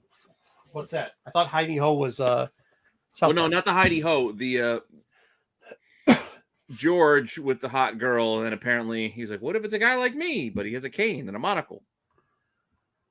I'm not going to go any further to give it away completely. I don't know. He was the English patient. I believe it was the English patient episode. So here we go for grading and what you should do and how you should fill out your form. Do know that they will separate books. They will separate books sometimes afterwards. What you should do with your form is, if you know there's no structural jam and it's your cheapest book, on your form, fill out, because this is what they do. They take the book, they take your form. Now it's on a pad. If you fill out the form, you still have it. But if it's on the pad, and they will make you fill it out on the iPad, or at least that's what they used to do, they'll take it by order what you put it in. They'll check that book. They'll check that book. They'll check this book. This better be your most expensive book. This better be your second most expensive book. This better be your third, fourth, and fifth. And then let them keep going through here. And then you got your cheapest shit book on the top, on the bottom, and the second one on the top. Because it seems like when they're doing the rubber band, for some reason, the pressure that's occurring is to top two books. Here's another trick that you can do, because I will tell you this. They will talk shit to you if you double board your stuff. It's actually a rejection. You're not supposed to have it double board. Also, if you don't mind spending the money. What if you spend it for the fullbacks from what's the place? Do not put it in fucking top loader, by the way. They'll drop that shit out. Yeah, they'll drop that shit. With the but don't put it in top loader. They don't. Because, hey, they'll take the book like this. They'll go like this. They'll go like this. And your top loader will be here. Right? Hold on. Your top loader will be here, and your fucking book will be over there. They are not gentle with the shit. Mind you, this is what they do. They take when they're stacking these books, they take a half box. Okay, they take a half box, a short box. They put it on its side, and then they throw your stop on top of somebody else's till they fill up the 250 books. Let me ask you a question. When you're doing on-site grading and you have regular modern submissions and then you have a pre-screen submission, and you separate them in a stack, 2 different stacks. They didn't used to hold on. They didn't used to do they didn't do pre. They didn't used to do pre-screening on site. So if they're doing that, are they doing pre-screening this year? I'm not sure. That's why I was. They typically don't do pre-screening at on-site, just so you know. But what they do originally is take all your books and do that, and then they take them into the. I'll tell you in the middle of it. So these things right here are called clear backing boarding. It's a little bit more sturdy. Okay, make sure you're feeling the edges before you put them in because you don't want it ripping. But if you put this on your first and second bag and your last and second to last one, it will create a little bit more resistance than a typical bagging board. It'll protect from the rubber bands. And it's all. And to be honest with you, it's only like I think a pack of them could cost you anywhere from $12 to $20. So there you go. That's a tip. We use them. We've seen to get a lot luckier using them. In my opinion, I'm not telling you to use them. Mind you, I'm just telling you what we do. I'm not giving you any advice. I don't want you sending me pictures of your fucking books. I don't care. Especially because 2 boards, they'd reject it because whoa, what are you trying to pull there, fella? You put 2 backing boards. Oh, well, no, Pete. What people would fucking do is they would take, it would be just 2 boards. They take a bag and a board. They put 2 bags as a backer. Then they put it into a magazine bagging board. Well, I get all that. That's complicated. Like, I don't want to have to fucking. It's not the goddamn Da Vinci Code. No, I'm telling you, it's gonna be fun. I gotta open up the fucking cryptex to get your goddamn comic out of there. I get that, but you haven't seen. We should have somebody just filming the CGC booth. You will. I've seen somebody one time literally record. You got your phone. We got our phone. I'm not standing around that fucking heathen ass shit. There'll be people. You better do something. There'll be people throwing shit. There'll be people throwing shit all over the place. If you want chair time, we only get 2 chairs. You want chair time? I had one of my chair. You think I can't get a fucking chair? I had one of the guys in one of my chat groups go, let's all protest the CGC booth at Baltimore. Please do. Make signs. Please do. Like, that'd be great. Dude, it's already a shit show. It's already a shit show. So encourage that. That'd be so awesome. Here's what they do. So they put I want to be the Metallica guy who's got the sign that says "fuck this guy." I was gonna wait, and I might go over this again. To tell you what they do. So after they do all that, they put it in whatever stack you want. You hope that you get a decent stack on it. They then flip the box sideways, so it's right side up. Put a top on it. Move it to the back. When they get enough of these, a guy with a cart, and when I say cart, there's typically 2 carts they use. This one is a transport cart. So it's like a handle like this, and they take like 10 boxes, they stack them on top of each other, they take them out of the room and go into the side room. Now, in the side room, they take these boxes and they end up flipping these boxes onto a pallet. And then what they do with the pallet is once they fill the pallet up, they take them all up to the grading thing. When they get up there, they unstack them. So when people say, because we have 100 times over been literally the first person in line and not got books out to the very last minute. Okay. And people have always asked why. And part of the reason why is because when that guy ends up stacking, if it gets low and he decides to throw 3 more boxes on you, guess what? You've been moved to the back of the line again. So Bruce's question is, should I be the first person in line? I'll be honest with you. I don't think it matters. It has never mattered. Okay. Never. It doesn't matter. I just do it to get done and over with. And I don't want to fuck around with it anymore. That's the only reason I do it. So you have all that air now where your books are being wrapped by this rubber band. They have now been thrown with a bunch of books on top of that bitch. They've been shuffled around up and down. They get thrown on top of a thing. They get up in an elevator because they don't grade on the floor there. Oh, wait. Where are we at? Baltimore? No. I think Baltimore's bottom floor. Is it middle floor for I think it's middle floor. It doesn't matter. It doesn't matter. Whatever floor it goes to. Then after they're done with that, so they're in this room, the air conditioning is really cold. It's dark as shit, blah, blah, blah, blah. After they're done with all their double checks and whatever, because they do one check and they put it all back together, then they take the section that they finished. They go take a break, pee, whatever. They move it to the second checkout person because there's double qualifying for this. Then they put it into a box, and that box has everything else added on. And then hopefully all your books are still together. If they're not, some of your books will be in other boxes. They put that back on the sled. They then bring the sled back. down another level, get in the back door, throw them on tables, and then you hope that your books have not been damaged through that process. And that's the best you can do. So does it matter to be first in the line? Fuck no. Are you guaranteeing your books aren't going to get messed up? Fuck no. Is there a bump for onsite grading? Is it it sure as shit seems like it. But I've also seen the other way. I've seen where you've taken a book there and all of a sudden you're like, the fuck is this? Like they give you a purple label for no reason, like missing page, and you count and you open it back up, you count the pages are all fucking there. Like, so I've seen it both ways. Murder the ones that if you pay CGC, nope, this isn't true.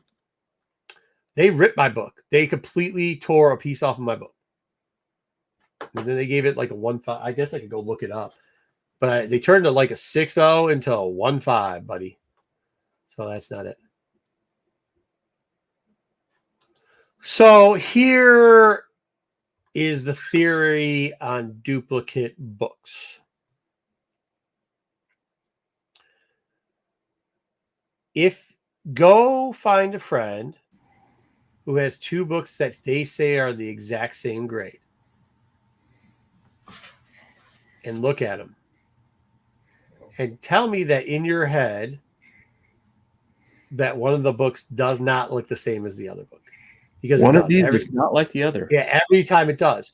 So it still could, like, if you're looking at, and I assume you're talking about the 9/8s. We don't double submit 9/8s unless we pre-screen them.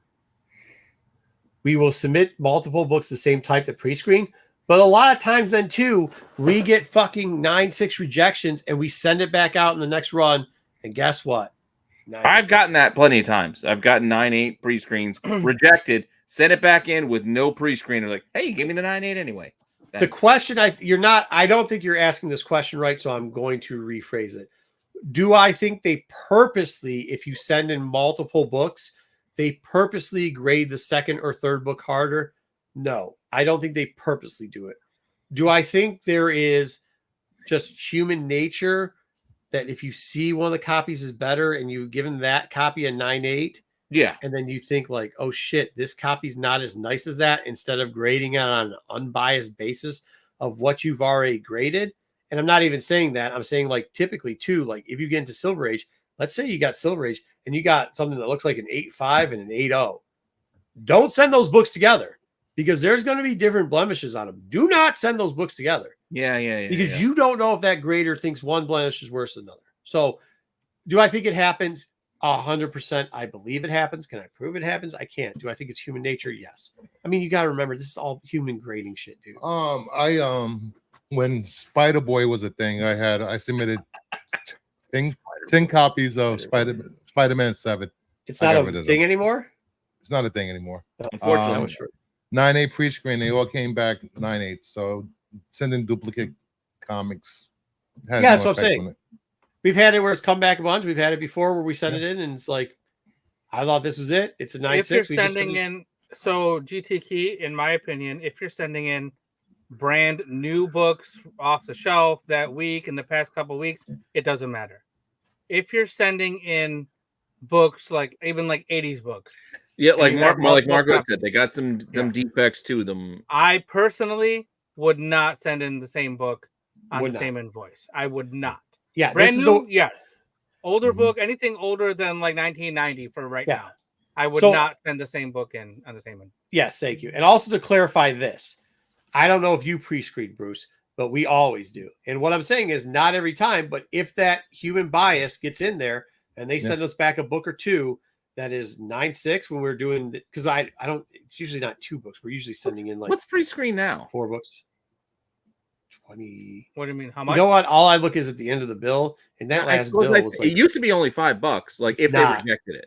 Now I think it's a little higher. But I will tell you this: the rejection rate, I feel, and I can't speak on this for truth, I feel the rejection rate used to be a lot higher, but they used to give you the greater notes on the rejection rates. I think $9 to reject. $9, it's $10, right? Yeah, $9. But I think now the rejection rate at least for us, the rejection rate seems less. Yeah, I went through like 3 boxes of my DCUs to pre-screen for 9.8s. I'm hoping to get 9.8s on these books when I put them submit them at Baltimore. So I do like the pre-screen looking at these older books. Color. Oh, see, that does get tricky. That gets tricky, dude. It's like, well, I did this guy's this way. I guess I got to do this guy's this way. Or they switch. I mean, like that's where I would, like that's where I'm saying they didn't pre-screen it. I think I got a 9.8, and I don't think it's. I guess that's why we do pre-screen it. And, hey, look, some of this stuff is like, it's like the same thing with playing sports. Like you tie your shoes a certain way, you do a certain thing. I'm not saying the way we do it's right. I'm just saying what we do. So, like from what we do, we pre-screen 9.8s.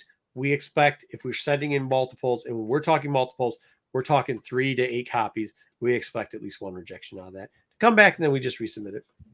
Matt, were yours and Kyle's book on the same sheet, or was different submission sheets? I assume that's like he could just come in to talk about it if he wants. Yeah, true. He's got the link. Yeah, sure. If you want to hop in, Matt, you're more than welcome to. For example, do I send in my multiple copies of Pressure 1 and 2? They are all potential 9H. Yeah, you should absolutely. If you're going to send it in, pay the $9 of pre-screen. Because the worst that happens is they send it back to you and it costs you $9, or they grade it and you get the grade you want, and then you pay the grading fee. Or it gets rejected and they don't charge you like they've been doing. Yeah. What? Yeah. Shut up. I haven't. No, sorry. They accidentally don't. What? Well, because it's such a big low, they haven't been like. Sometimes it's not on the list. How many copies are you talking like 10 copies of each GTK? I mean, it it makes a difference of what you're talking about. Yeah, I think it makes a difference too. I mean, they're 87. You think? I mean, I guess GT. I'd have to look at the books. I would send them separate. Too. Are a lot of people really looking for issue 2 in 9.8? Like, I would not clean and press them at CGC, in my personal opinion. I don't think it's going to make a difference. And by the way, I mean, their cleaning service, I have yet to hear. Everybody bitches when something goes wrong, but I've yet to hear somebody say, "Damn, that CGC cleaning and pressing service, woo, they really got me a better grade than I expected." I've had that happen once. I think I told you about it earlier. I sent in 7 of each. What was it? Teen Titans 75. I don't even know if I'm sending in a Punisher 2. It's $115 in 9.8. Go ahead, Bruce. Yeah, I sent in Titans 75, the Hughes cover. Specking. Yeah, it was a 9.4 to be signed, and it came back. I let them press it. It came back in 9.8. So that was the one time that their pressing went up. So, yeah, I cracked 3 books, got dubs to press them, send them back out. They got a grade and a half higher. Nice. So yeah, I don't know. Like I said, I don't know if I bother with the 9.8 or even if it is a 9.8 on number issue 2. Like, it's not like it's the first appearance of anybody. Like, yeah, that's not the question he asked. I'm not telling people. I know. I'm just. Why take the chance of for $115? And it costs you 30 plus shipping there and back. It's $50 out of pocket to grade that book. To what end? Well, it could be for his DC, correct? Well, I don't think he's collecting. I don't think he's doing 7. Putting together 7 runs. Maybe he's got 7 runs. You don't know. Yeah, maybe he wants it. Yeah. Why you clowning on GT? Well, sentimental. Why are you clowning on GT? GT, you don't need 7 of them for sentimental value. Yeah, he needs 7. He said, "You don't know, bro. I do weird shit too." Hey, GT, I'm with you, bro. I would pre-screen them. Why do you need 25 copies of it? In case I want to read it more than once. Remember, you don't pay. Here's the other thing: if it comes back, if it comes back, if it gets rejected, you don't have to pay the grading fee. Yeah, you pay $9. You supposedly have to pay the $9, but you don't have to pay the grading fee. No, exactly. Oh. Well, that's what I'm saying. They don't mess around with shipping costs. Yeah, you can't fuck around with shipping. You can't mess. That's the point I'm getting at. Like, they're not cheap with shipping. So shipping is fucking expensive. What part of Canada are you in? It doesn't matter. Any kind of Canada shipping is ridiculous.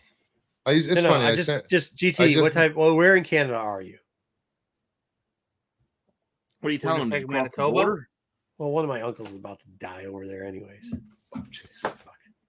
Oh, he's fucking 90 some shit. I love him to death too. Shout out Uncle Paul. Sorry you're not doing good.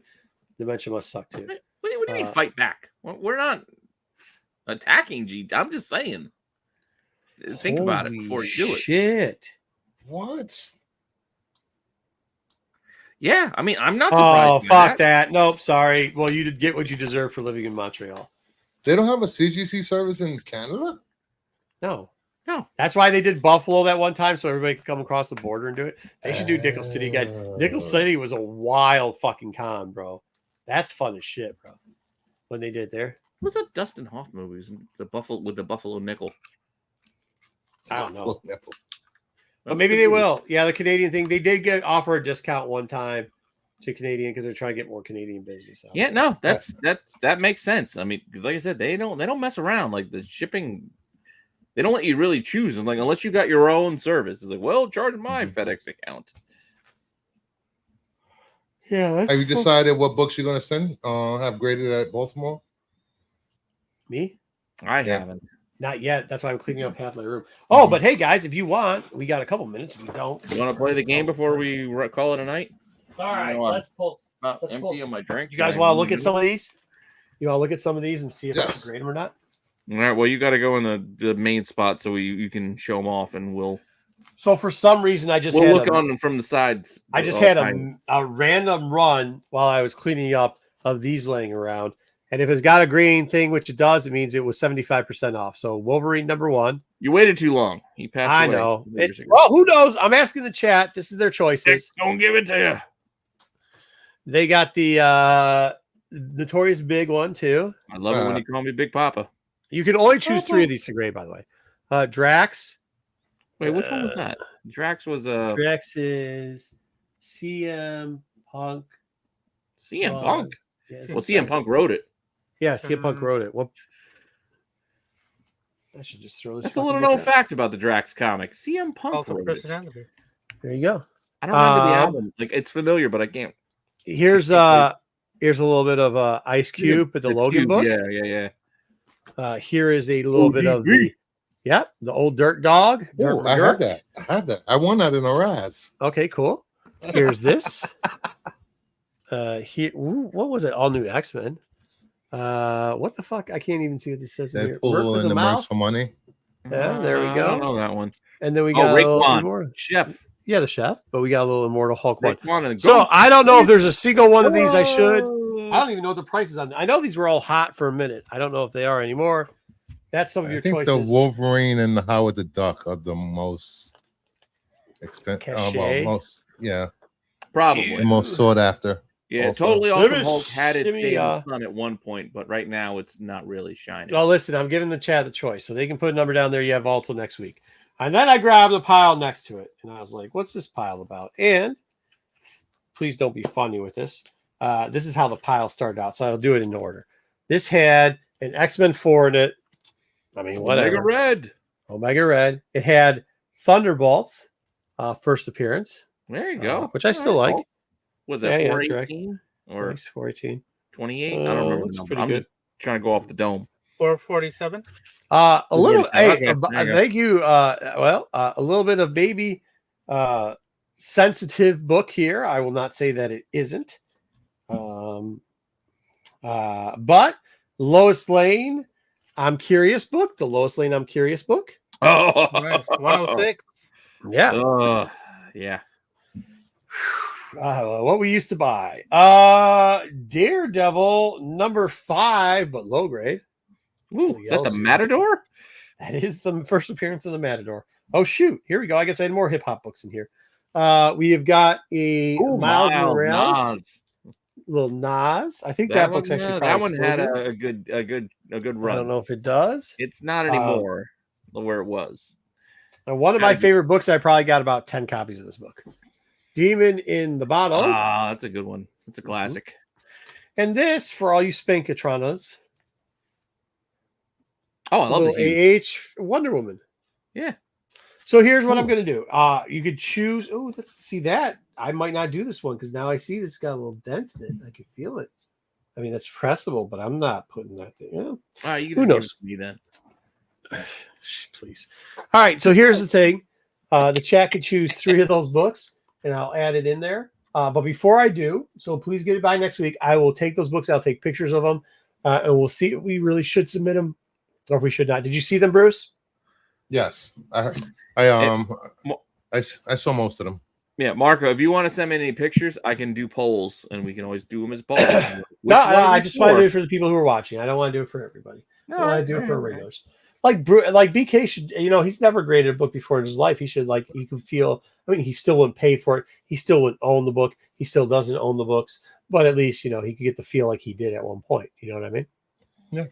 So that's what I'm saying. So go ahead, guys. I hope you guys enjoyed that. I might have some more books next time, but I'm getting to the end of the limit of what I'm actually going to submit. I have that pile really quickly that I'm going to go through, and yeah, that's it. So. All right, still under the talk. If you guys have any more questions too, know that what is Baltimore 3 weeks out. So know that if you have any more questions with on-site grading, or sure, even a bottle maybe. Come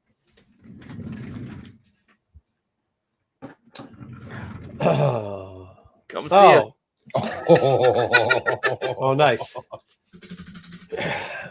GT, this is the problem. This is the problem. I'm gonna have to break this in my fantasy football draft. We got to use this wheel before Baltimore. GT, have you decided what spots are going to say on the wheel? Not 100%. I got an idea. I mean, I got a bunch of these stuff boys. Made. We got books we can give away. Since we have employees here on Renovision, apparently. Oh yeah, get these boys making this as a sticker. That could got to be a sticker for CGC. That would be a cool sticker. All right, here, GT. This is what I'll do. They got my Instagram somewhere in here. I hate to do this. Feel free to take multiple pictures out of the bag and board of the books. We don't have it anymore. Yeah, no, it's up here somewhere. AOA does them all. And send it to my IG. And if I get time, I used to have it though. I will go through it. I will tell you. If you think they are drop dead, non-pressable 9/8, I would still get them pressed and send them in. If you don't think they're drop dead 9/8, I would not get them pressed by CGC and send them in. That would be my advice to you, Bruce. I don't know if your advice differs. The only time I use CGC's grading is when I submit books for on-site grading at CGC. That's the only time I use their pressing, because you never know what the artist is going to do to your book, so I have them press. You mean signature? Yeah, signature. Yeah. Hey, you're right, BK. All the books I show, there's somebody who sure as shit gives me a lot of key books, because I sure do show a lot of fucking expensive key books. It's got to be amazing that I got somebody who's going to trust me with all those fucking books that I don't own, BK. Sure, buddy. That's how that works. That's how that works. All right. Oh, we're gonna see old Tony in the Baltimore. Trish too. Depending on what day we go out, you could do your breakfast. We'll see if I can wake up. I'm not inviting you guys to the breakfast. You invited me last year. I just couldn't wake up. Well, that was last year, and you didn't show up. It doesn't mean I'm inviting you this year. I'm giving you an opportunity at a chair. I don't need. All right. I'm giving you a home base. You can leave your shit. I also don't need that. I already have that. Buddy, what is it? The Greek? What's that dude's name? Bill the Greek. Bill the Greek.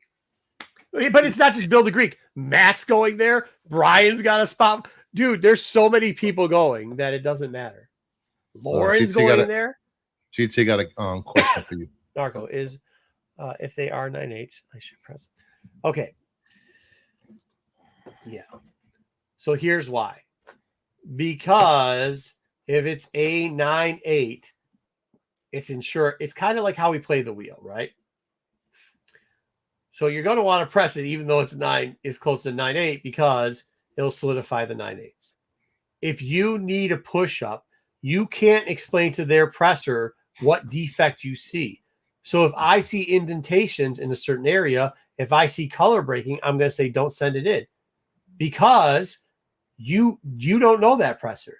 You don't know if they're going to press the effing book. I mean, I'll be honest with you. You don't know shit. Dude, I've been in the back room before. I've seen some sloppy shit before, like sloppy shit. I'm not saying that's always how it happens. I've also seen some real cool, like sophisticated shit. But yeah, but once again, my opinion, you don't have food or drink anywhere near fucking comics, especially ones that aren't in bag and boards. That's all I'm going to say. Especially ones that aren't yours. Hey, this is open. Shit ain't buy it. I don't give a shit if you got one of those stupid Stanley cups and the shit's sealed. I don't give a shit. You ain't supposed to be drinking out that shit anyways. Don't bring it by. Don't have it on the fucking table. You need to go to the decontamination room. No, I'm not saying you need to do that. No. Drink of water. No, hold on, though. Hold on. You ever see any of these fucking moms out there? Like this, that's spatoo you're hearing there. That shit is spatoo. That shit will go. You got a black light. It's Haktua. Okay. It's saliva. You do not want saliva anywhere near your book. Okay. I don't want it. You open up a can, you hear the noise of air pushing out. What do you think that is? That's air that is popping bubbles. What the fuck do you think the bubbles are made out of? Anybody? Anybody? Spit on that thing. Anybody? Bubbles are air surrounded by a liquid. Very good. A liquid. There you go. And what happens when it makes the noise? The air pops. Where the fuck does the liquid go?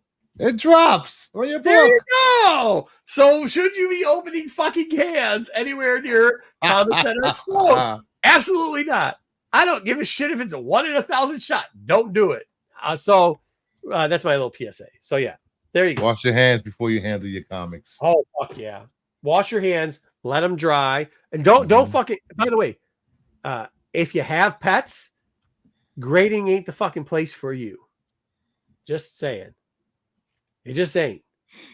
You can do plenty of things. You can help fucking blind people out. You can. I don't know. What? I don't know what you can do. Pete, this is for you here. It's Kid Cudi. Kid Cudi. Man on the Moon. That's the Drax book, huh? Yeah. Cool. So, anyways, I had to look it up. I didn't know. But that's why. I like How to Make It in America. He was in that. It's kind of like what does a fucking press cost over there? Hold on, GT. What's the press cost over there nowadays? For what? For a modern. 87, still modern. Fees and services.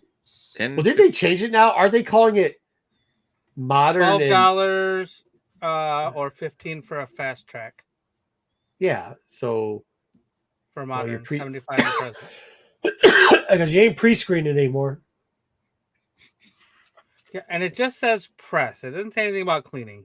Because they don't clean, because they consider cleaning technically restoration. You know that, right? 100%.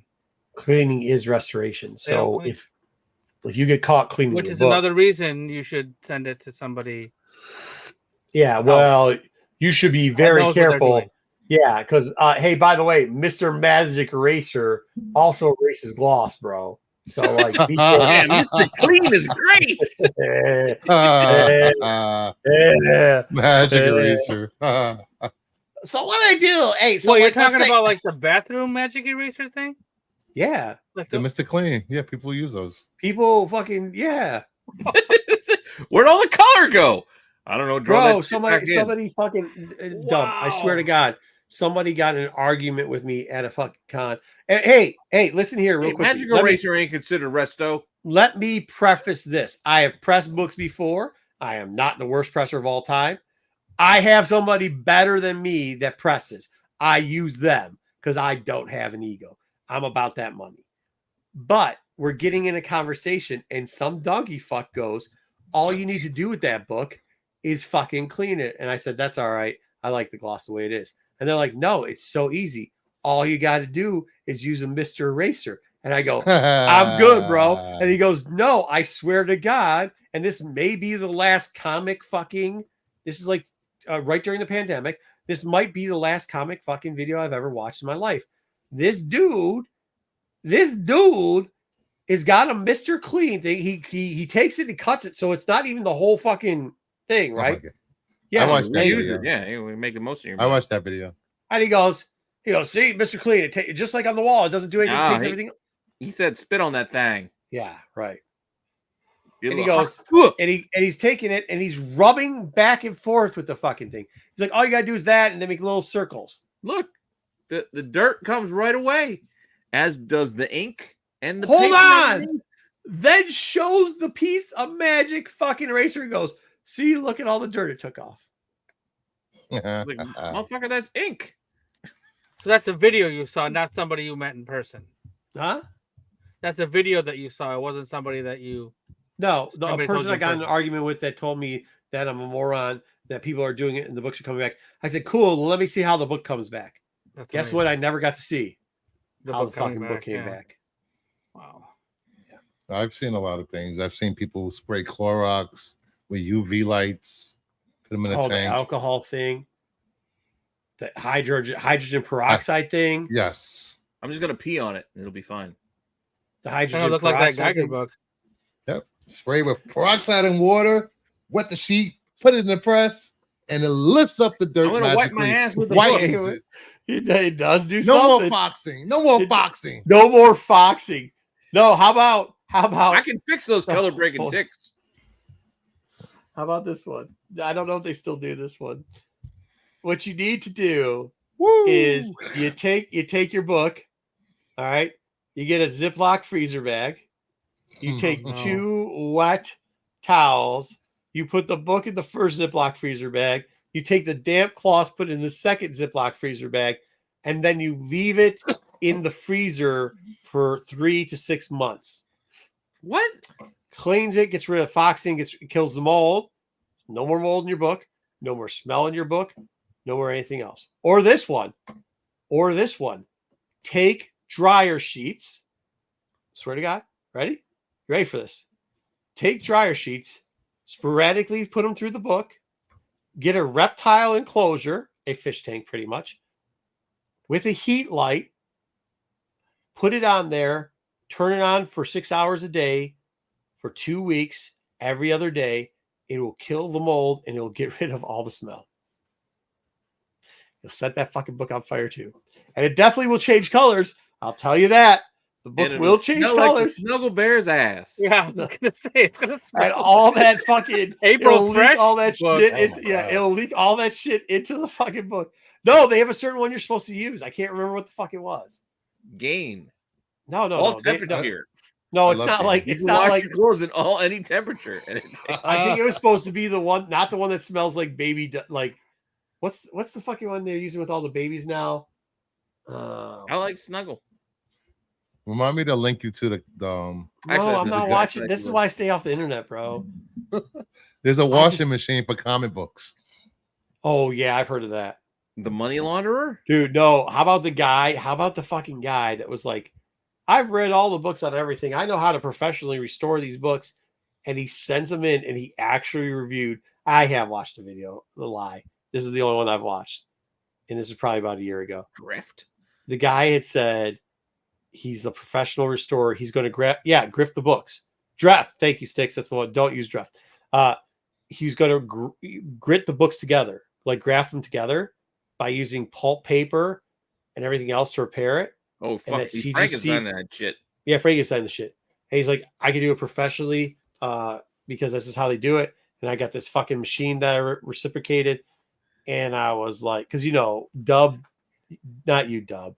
Sean Dub always is like, yeah, dude, we should think about this. I'm like, I'm not. He goes, dude, just watch this video. Just watch this video. I go, cool. Show me the video when it's done and how they come out. Every fucking book CGC was like, nope. Not only gave him fucking. You made this cover. Yeah, not only gave him fucking purple labels, also gave him low grade because he ruined the quality of the book by doing the shit. Like, when I made this shit at home. Like, what do you mean?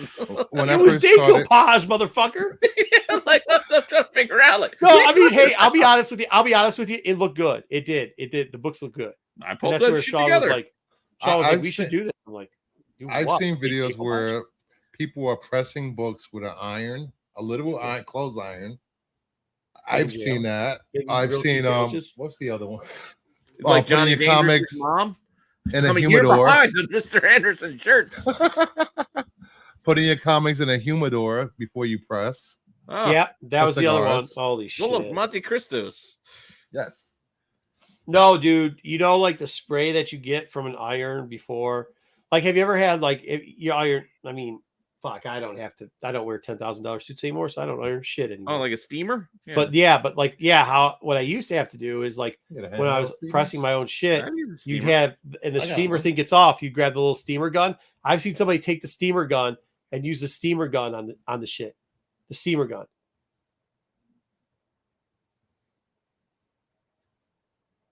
The fuck you thinking?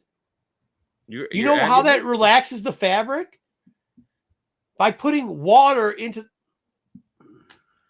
Yeah, I mean, you can't. And then you cook it out with the heat. Yeah, with the heat.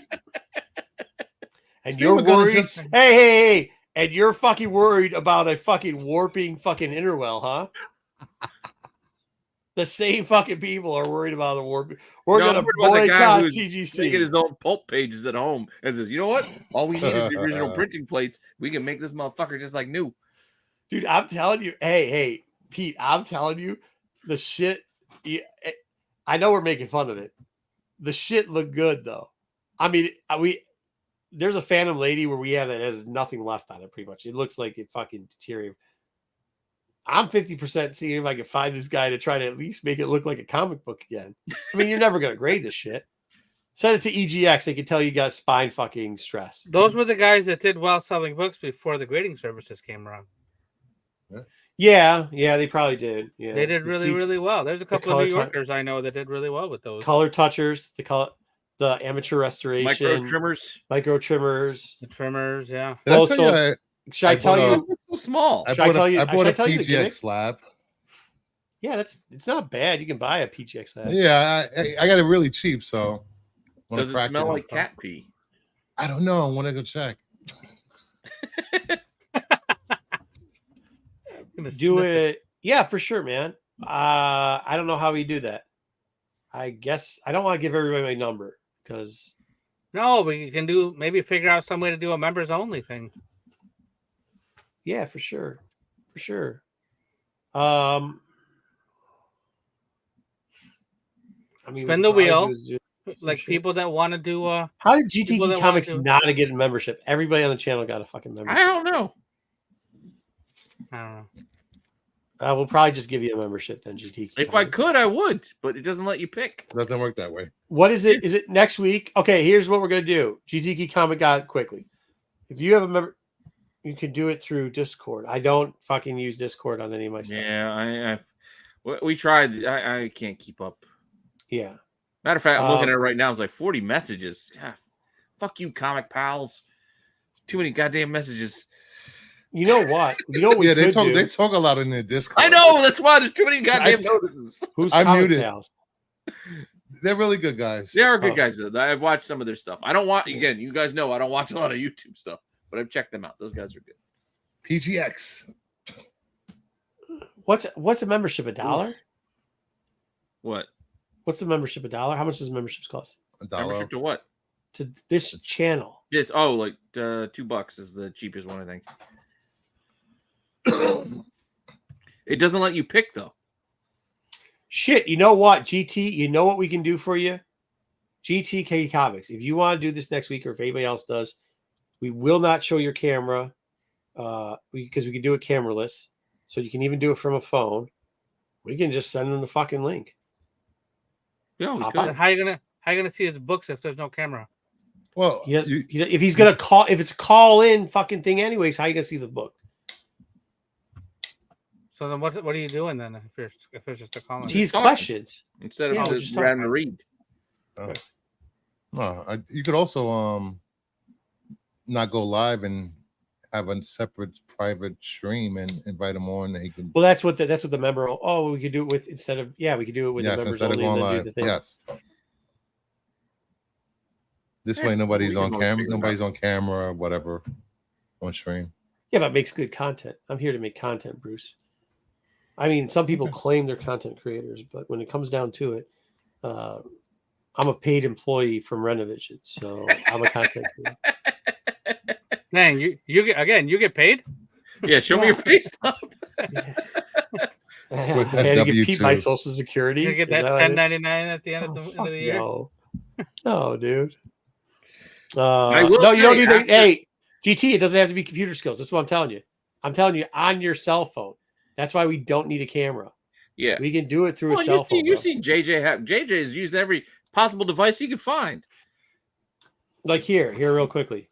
This is going to cause feedback, but let's see if I can do this. Oh boy. Oh, you want to do another? Because you send no. You send the thing, right? You send the thing through the. I can do it. On my phone, by the way, you send it through the Renovision group chat that all of them have names. So let me explain how this works real quickly. No, I didn't. Oh no, you sent it through the TAC chat. What's the TAC one? Every show, and I had to send it to Bruce separately because Bruce isn't on the TAC one. So how it works is we still are ancient. We use Google Hangouts, and if you haven't been in a Google Hangout before, you can't quite say that you are part of the channel because now other channels I was a part of would invite 90 people to the fucking group channel hangout. And like people would be like, oh, I know you because you're in the hangout and you've said something. Once again, that's where I think some confusion gets wrong. Just because you were in a chat with me, I don't fucking know who you are, right? Be very clear. Number two, in Renovision has a very specific hangout for people who create content here, and excluding Eric's in one, but he's not in the main one. Eric Hurd and Ruben, who were guests, did guest shows on here. Everybody who's a part of Renovision is and has been in the group chat. The Renovision group chat is not named Renovision group chat. It has a name. It has a name. So if you do not know what that name is, you cannot claim that you are part of the content creators on Renovision. It's like claiming that you're part of the Outlaw Motorcycle Gang and not wearing an Outlaw Motorcycle patch. You ain't one. Just so you know. Okay, let me try to get back here. And also, just to the point, our buddy who shows up once every 4 months, Corbin is part of that. Corbin is, yeah. Corbin is part of it. Yeah. And to be honest, like Eric is part of the merch thing. So that's true. We got that separate one too. Yeah. But you aren't an employee here unless you're in the employee chat. Okay. Real easy. Oh, if only we get to the point where we can. Where's the here it is. Okay, here. I will say I do SNS does have a nice little super chat kitty that I do have. Yeah, they got to get there and it's their money. Yeah, so we'll talk about more on SNS, but we're kind of a co-op here. So everybody all the shows are like, we'll get into it some other time. We're not gonna get into it. So you get here on StreamYard. I'm hoping this isn't gonna show my real name. So we send you a little link. You pop it up. Huh? Because I'm in the tunnel. I mean, where they got all the security shit. Do it right now if you want. Oh yeah, do all the shit. Yeah. I'm pretty sure I can figure this shit out. So we just sent it to you as a text, and we just said, where did he go? Where did GTK come Cosmic One? I have no idea what's happening right now. We just sent it to you as no idea. I don't know. No. Somebody. There's a lot of people that keep. Apparently, there's a lot of people that keep saying they're part of this channel to try to get cred somehow or another, and they're not. Pete, Matt, stop texting me in the chat and saying you're going to text something in the chat. You know, the last time I went in on my phone, it says it on here. It says Baltimore Morton's Live. So the last time I went in here is when we were at Morton's. Morton's? We might not do Morton's this year. I don't know. 50-50. Oh, there's Baltimore Morton's. Here we go. So you could do that, but what can happen is there is a camera button when you go in. Pete, because you hit the camera button. What do you mean camera button? Camera off. Turn your camera off. So that's what will show up. GTK Comics, this will show up. You just turn the camera off, no faces, and we can hear you ask your question. For anybody else who has a CGC grading question, we can do this next week. Just hit Pete up or myself in the IG DMs. Is that right? Yeah, that's probably the easiest way to keep it separate. Because just hit us up in the IG DMs, and we'll get you on. We'll get you on. You can spit some game to us. Ask us some questions. I have no problem answering them. Once again, I want to clarify. I'm telling you what we do. I am not telling you what to do. That's it. That's an interesting distinction. Well, because you know how this goes, Pete. I know how somebody didn't listen to what the fuck I said. They do some dumb shit. Not GTK Comics. They do some dumb shit, and then they blame me for it. And I'm saying, I don't know what to tell you, buddy. I can't help you out with that. He doesn't keep all the profits. Yeah, if we had profits, I would. But everything we get, we go back into it. Where do you think dumb shit like this comes from? We do waste a lot of fucking money. Yeah. We waste a lot of money. Here, we wasted money on this shit too. That CGC book that I fucking if you can make it to Baltimore, you'll see some of the shit I bought. Oh wait, we waste money on a lot of shit here. I can bust out some signage and be like, holy shit, they look just for you people. We waste money on this, like all this shit, all the streaming and all this shit. We waste a lot of money on that bullshit too. Yeah, well, how do you think I make such fancy intros that I like to run all the time? That shit ain't free. Those are nice.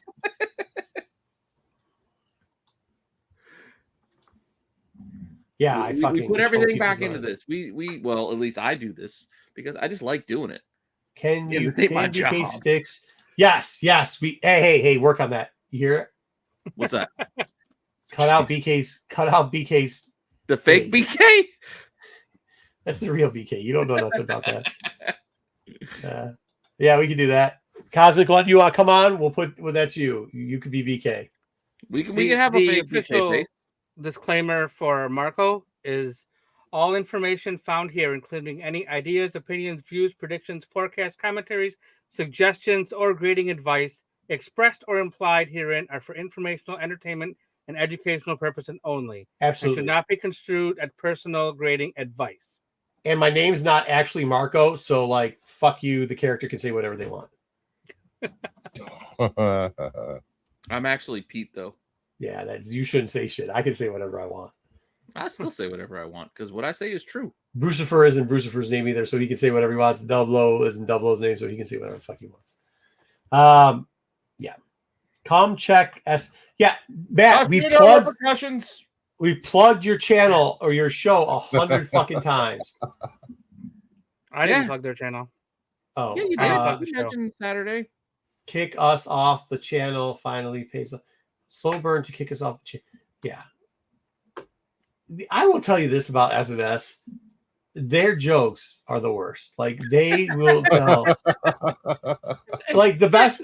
They're an acquired taste. That's no. The best is the idiots that believes. No, not the idiot. Remember at one point they're like, oh, people would come into TAC and go like, well, we'll talk about it on SNS. They would say stuff. I'd be like, I don't know what you're talking about. I don't know what you're talking about. They kind of come over. He's like, hey, what's going on?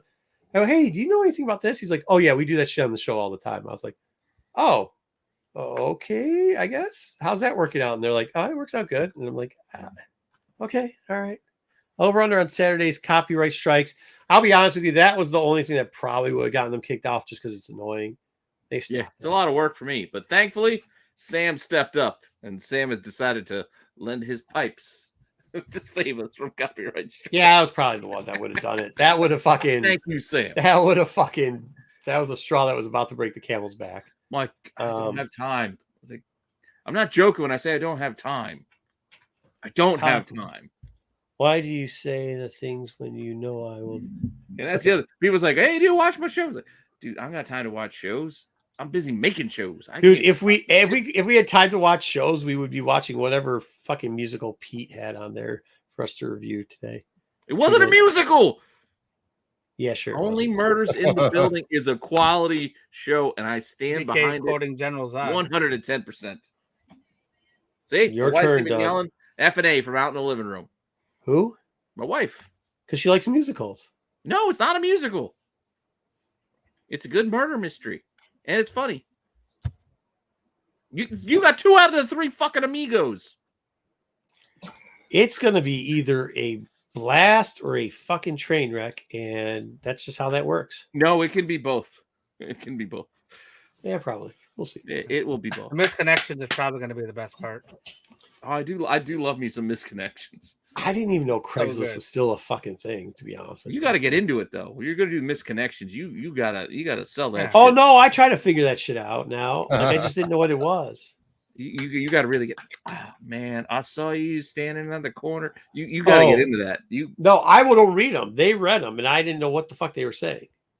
Oh, see, that's where you're missing out. You got to read one yourself. But you got to get into it. They didn't let me do that. They didn't tell me. See, this is the problem. They didn't trust you. That's why. They didn't trust you. They figured you were going to go in there and do some haphazard. You know, when me and Kyle were running a show together, the production level, I got to say, really great. I get into that SNS room, no clue what's going on over there. I think it's just they just fly by the seat of their pants. Wait, all what, right, man? Half of the SNS guys are going to be on the Shuli Network Saturday. Nice. Well, who's going to be on the guy? Who's going to be on your show? How are you inviting us to your fucking show? You're not even going to be on your own damn show. What are you doing? What kind of dog shit, dumb stuff is this? You can't. What is wrong with the people on this channel? What's wrong with people on this channel? Hey man, want to do a show? Can you help us out? Sure, we'll help you out. Saturday has 24 hours. It's before 24 hours in the Saturday. Dude, they don't get SNS ready till Saturday. If they go on a show, what I'm saying is, but they still do SNS early. When I keep telling them, just do it at 9. Like, we got to go at 8. 8's too early. I agree, GT Key. It's great. It's a great segment. It is. Yeah, I can't remember what it was about. Isn't it just weird people saying weird shit? That's what it is, right? Yeah, but you got to get into it. You got to sell it. Are you talking about SNS or the segment? Both. But yes, the answer is yes. I can't remember exactly what Misconnections was, but wasn't it like I saw you in a grocery store? Remember high school? Yeah, I'm not going to give away their segment, but if you want to know what it is, check it out on Saturday night. Check it out. It's the 100th episode.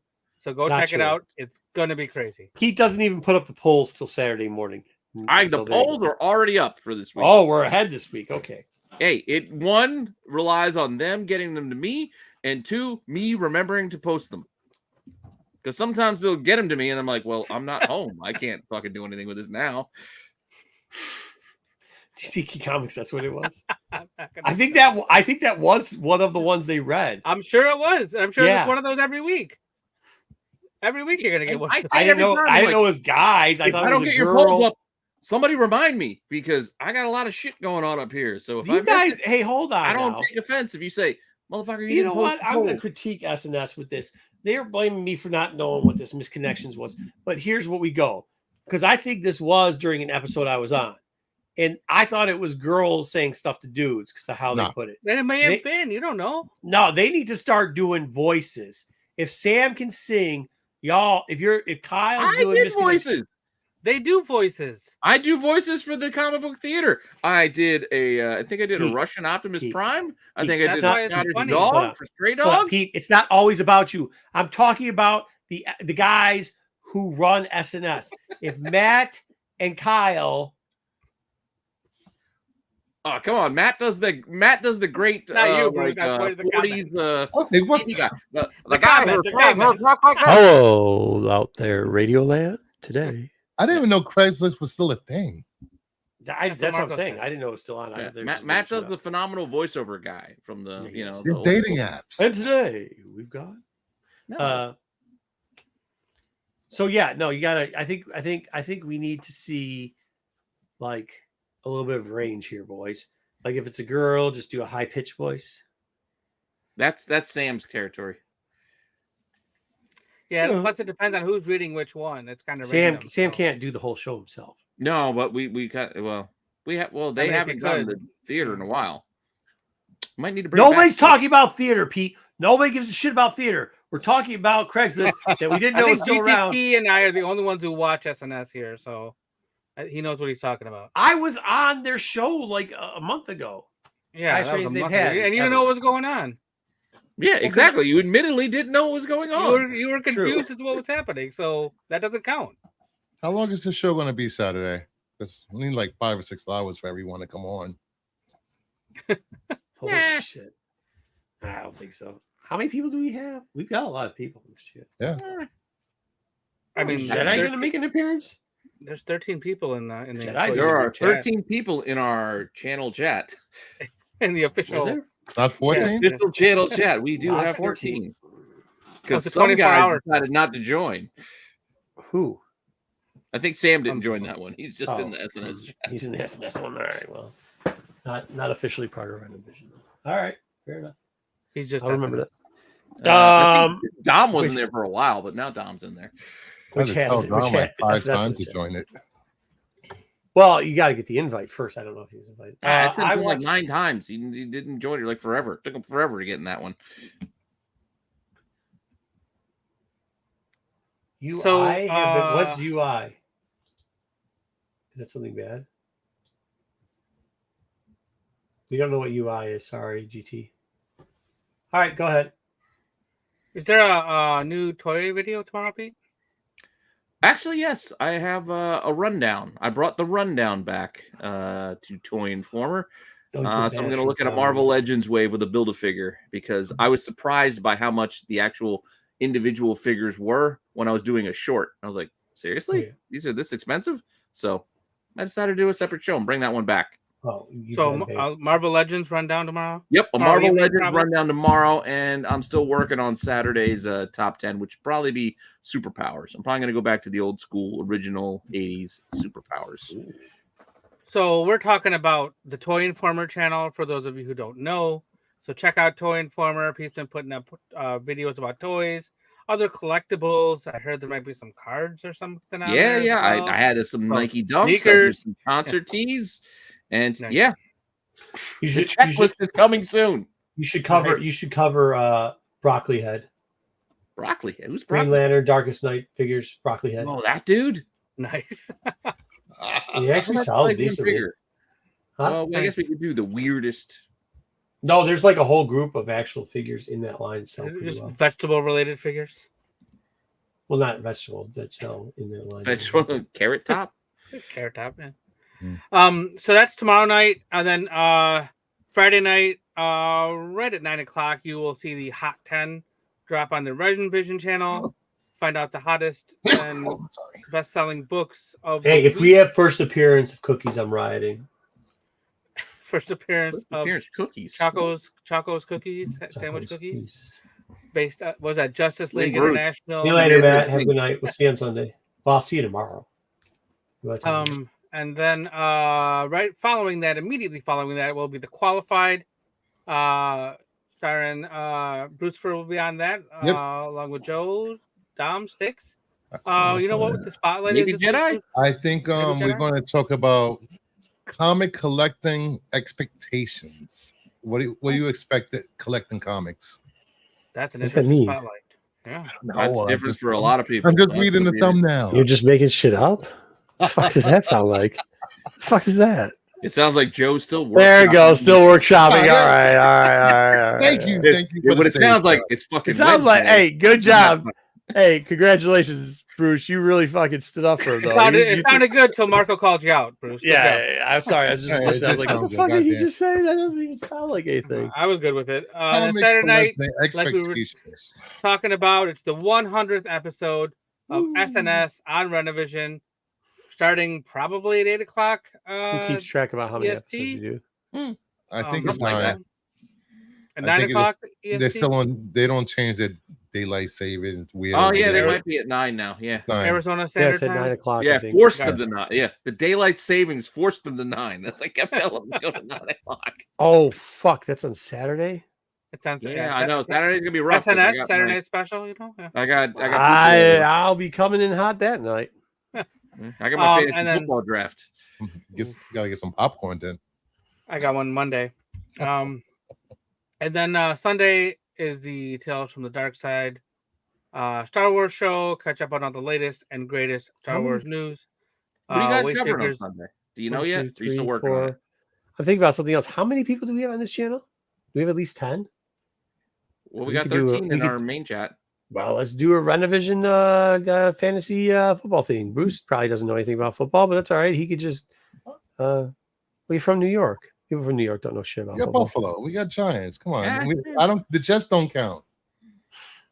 First off, the Giants are in New Jersey, so are the Jets. So technically, don't tell anybody that.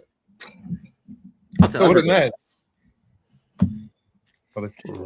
I'll tell them all.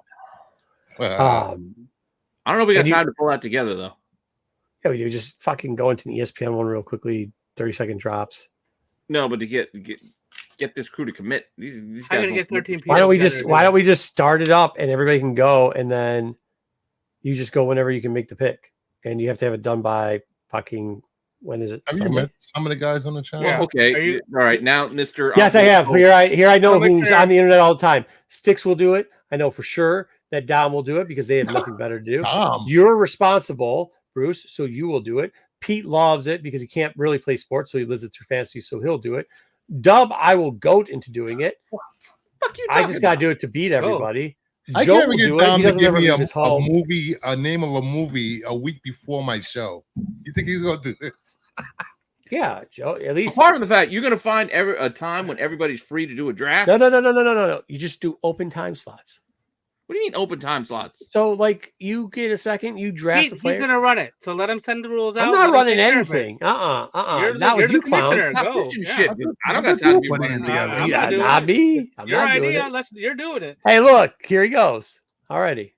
He's talking about fantasy games online that he plays. Yeah. What? I'm already having a bunch of guys come to my house on Saturday so we can do a draft live, and then I got to go to a fucking barbecue on Sunday. I got time to do another. I was just saying, I'm a champion in all my fantasy drafts already this year, so I will be repeating.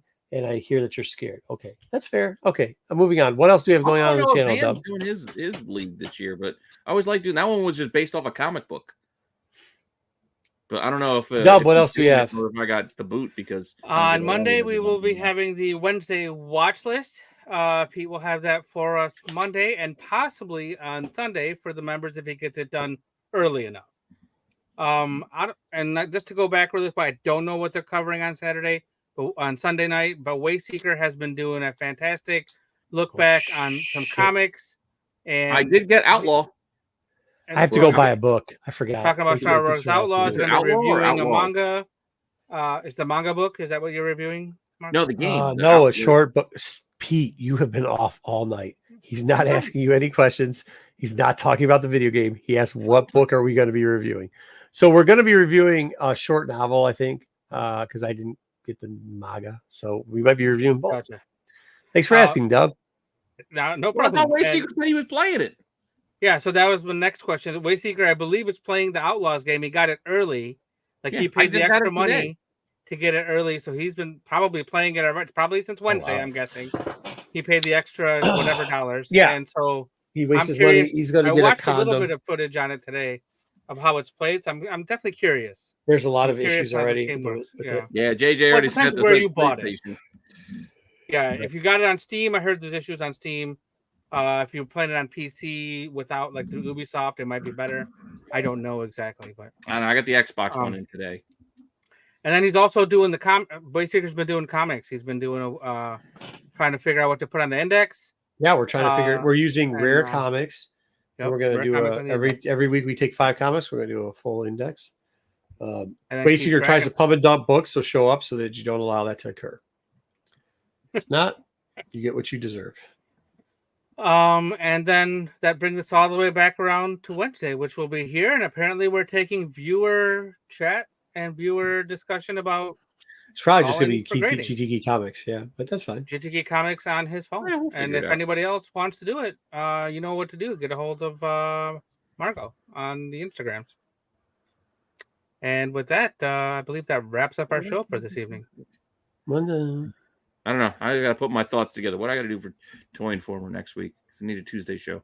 I think it's World of Weird Collectibles. 2 whole days in school, and they've already canceled school for the rest of the week. What do they mean they canceled school? Canceled fucking school. Well, I was searching for that dead body last for what? Night. Out here we had bad storms. Yeah, no. Yeah. Like they capsized. So it capsized a catamaran and it capsized. Hold on a second. You can't just do this.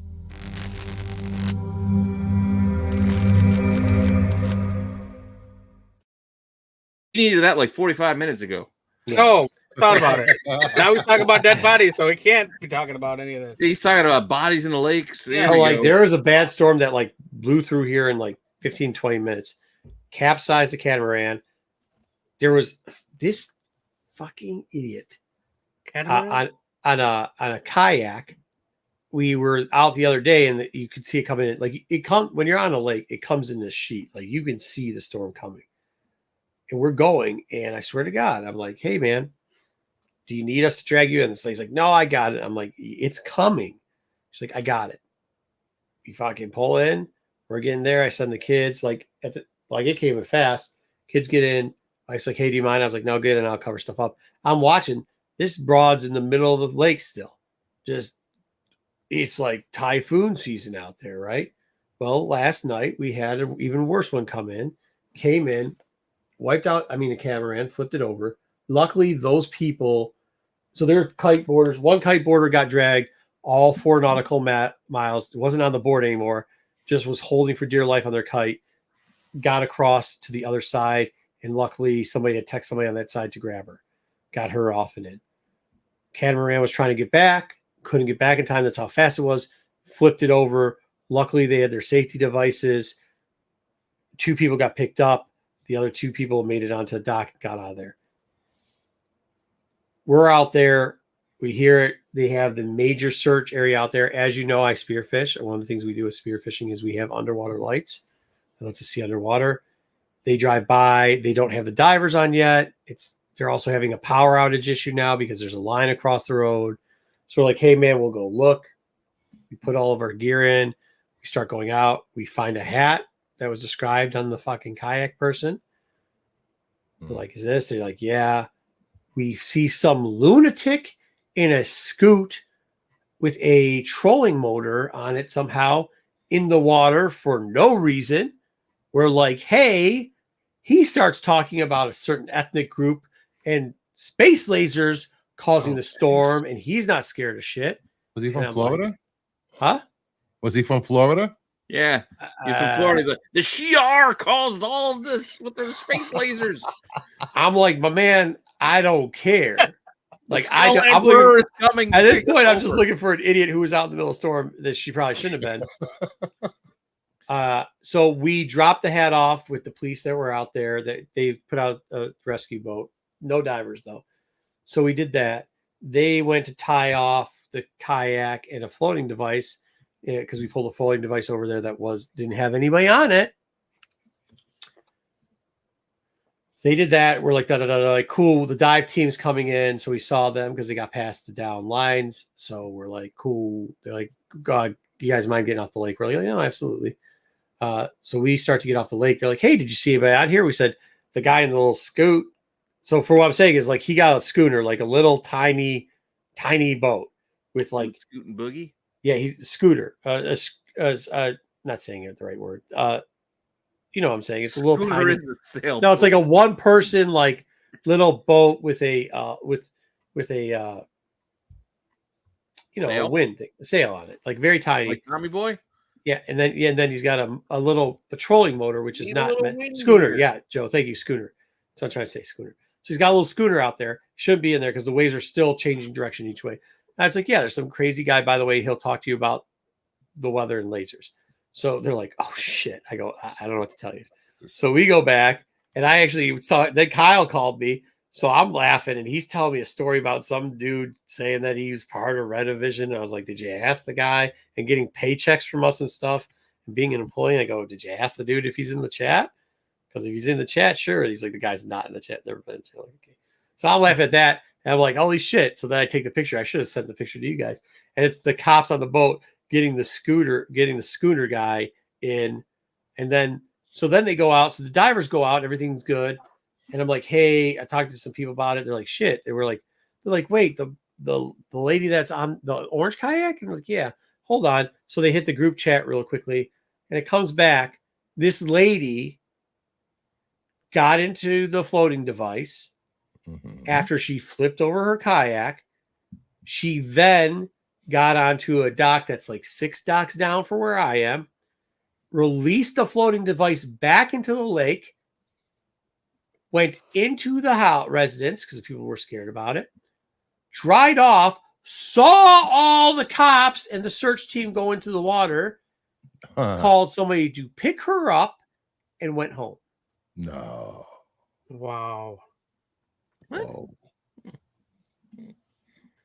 And the diving team's in the water at this point. That's so we go back out and we're like, hey guys. And they still now had to be out there. So they had a bunch of divers still go for a little bit, but eventually they kind of called it off. But fuck. I mean, what a piece of shit. What are you going to do? Fine them. Charge them for every one of those people that were out there. Hey, my hourly billing rate, not for that job, but for my normal job is $300. I'm going to send them a check too for 3 hours because fuck you. So I don't think they're going to reimburse you. Nope. Dude, if you're too dumb to get off the water and then you're too dumb to tell people that you didn't fall in and capsize and then you threw the security device into the water, like that's the part that scared everybody else out. Like, why is there because there's an interior, like she had an interior like floating device. So like if it did happen and it popped her out, she could use it to inflate it, pop her out of the seat. That was in the water too. So it looked like it was wet. That's why she wanted to bring it in the house. It was wet. It would have got water everywhere. Yeah, everything would have been a mess. You'd have to clean it up later. Well, it'd be really shame if somebody could hold that is such a waste of first responders' time. Oh, I'm telling you. I'm telling you. I mean, it just, and it wasn't, I'll tell you, it wasn't nice out there. Like, it was not nice. Hopefully. We'll see, Joe. Yeah, there's a lot of stuff put in places for morons nowadays. So, so that was, I was doing that last night for a little bit. So that's fun. Not fun. All right. Anyway. Well, for those of us on the East Coast, it is now 1 o'clock in the morning. Fuck. Time to wrap up. Yeah, we got to go. Let's see you all next week, maybe. All right. Later. Well, we'll be taking calls. Oh, we're taking calls. Okay, yeah. Be taking calls. So dial that number. We need Matt for that. Yeah, we do. We'll see you at GT. Sexy time talk. Yeah. 555 MRKO. Hello.